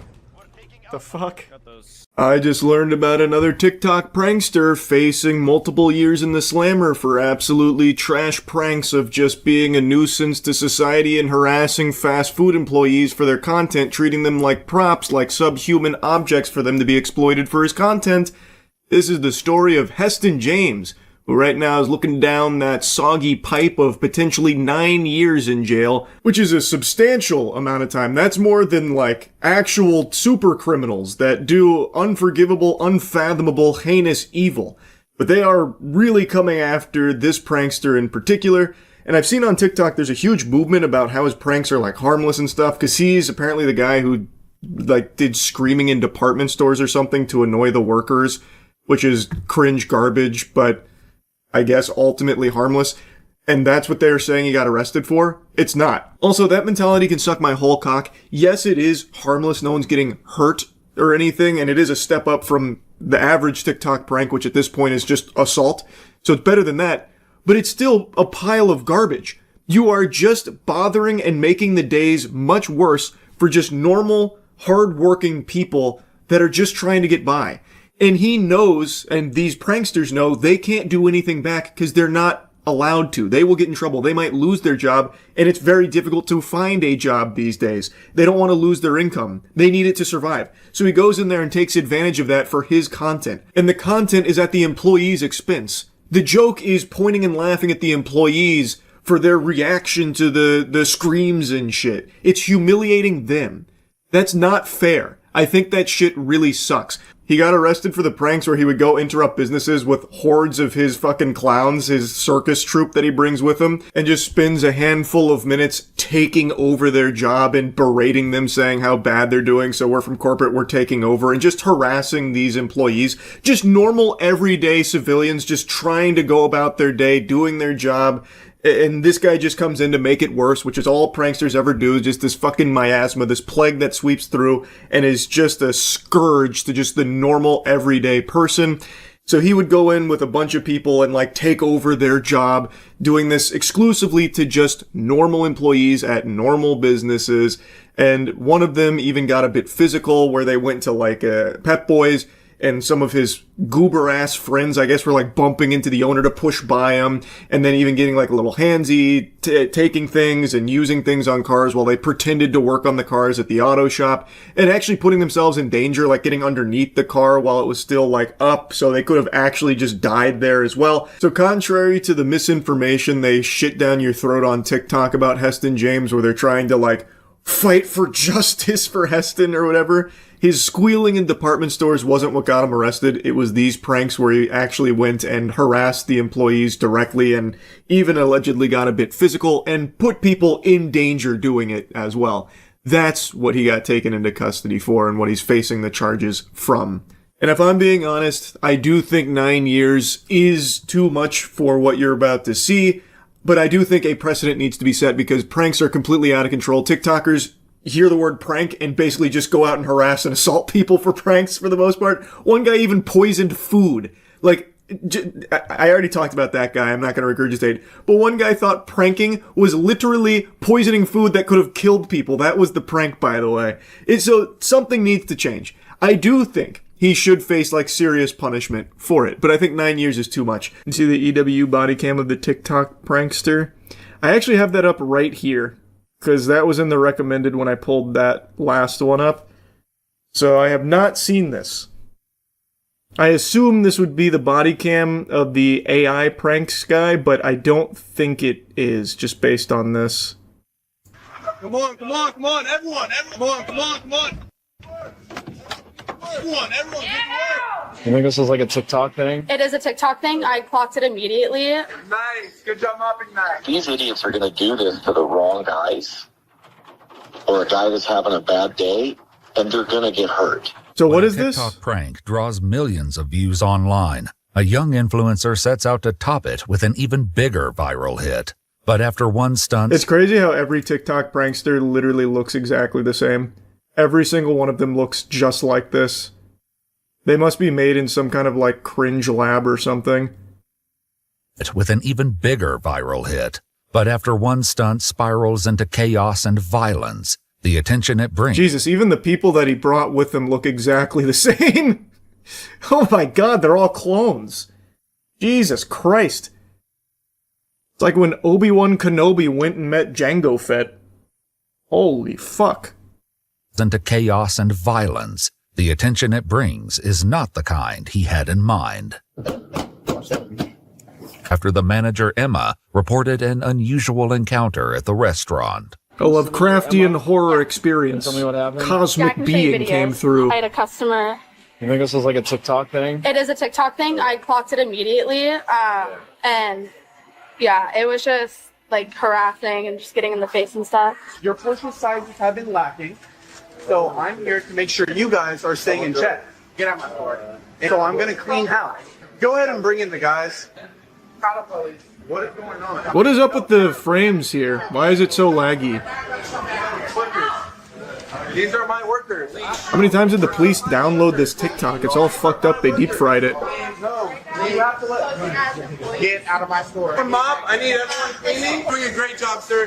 Hey, nice. Good job mopping that. I need workers to check that the chicken's all right. No, get out of my store. Let's pick this up. Get the napkins restocked over here. Man, there really is only one good TikTok trend, and it's the Scientology raids.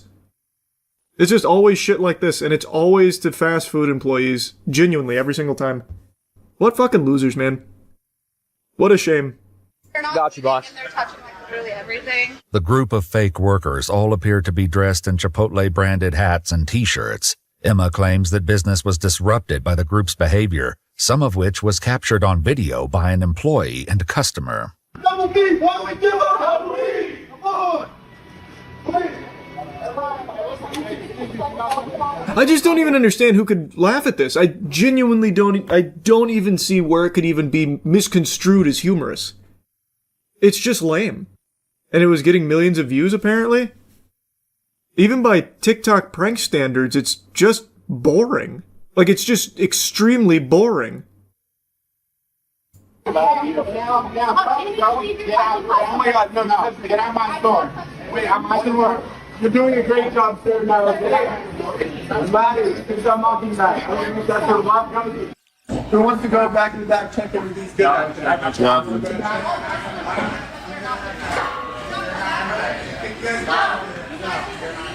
right, everyone, we quit. Just play it, man. Done.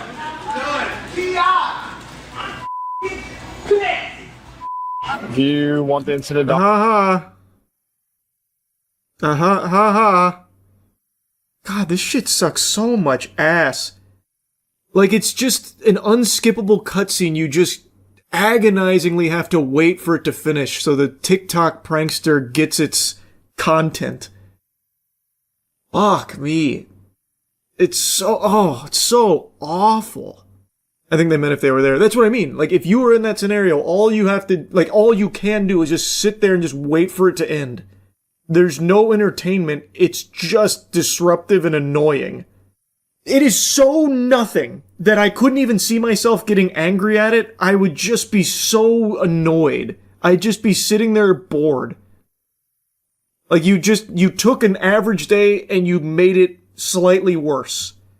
And now the workers have to spend their time dealing with it, and so now she's got to get everything under control again now. Like, it's just so ass. It's all clout chasing. They want to be hated because they want the attention even if it's negative. Well, I know that, man. But that's what I'm saying. Like, I don't even hate any of them. They're just lame. Like, I can't even muster enough ire because this shit is so ass. Like, you can't get mad at a pile of dog shit for stinking. He's been going around a whole bunch of different stores. The TikTok account at Terra Clout is owned by 24-year-old Heston James Cobb. On both TikTok and Instagram, Heston gained a following by pranking employees at It's crazy that this is just a different guy than the last prankster I was just shitting on. Actual fucking carbon copy NPCs of one another. This has to be a government experiment, right? To churn out this kind of person. Like, it's copy-paste. It's crazy. This time, the fake workers donned blue jumpsuits, carried tools, and pretended to work on cars, as captured on both an employee's phone and the company's security cameras. All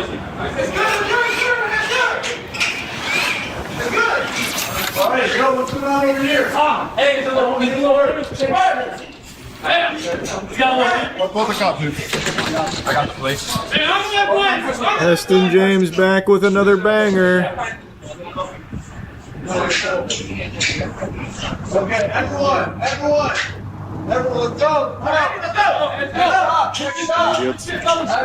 go to the next stop. All done. Let's go. Hey, I got a bunch of guys. According to police records, no one was assaulted, nothing was stolen or damaged, and if Heston recorded anything, it wasn't published to... I feel like if you laugh at these kind of pranks, you need to be Baker acted. Like, for your own good. And like, that's the whole prank. That was the whole thing. They go up, interrupt the business, pretend to work on the car, and then leave. That's the joke? Who shares his fears that their actions will quickly lead to dangerous consequences if they aren't stopped. These idiots are going to do this to the wrong guys, or a guy that's having a bad day, and they're going to get hurt. Officers learned that those concerns became True. a reality during the group's final prank of the day, when they were dispatched to a Pep Boys after a 911 caller reported a strong-arm robbery. I'm just going to be bringing in all my guys because you guys have been doing a really slow job. I've been getting multiple complaints. I'm from corporate, I told you. So this corporate. Oh no. I didn't get to see his side profile till right now. Poor dude lost his whole fucking jawline. Someone stole his chin. That's what we need to work on. There's a fucking maniac on the loose. They stole this guy's entire fucking jaw. Goodness gracious. Yo, everyone, take that tire off. Take that tire off, quick. I got stuff for you guys.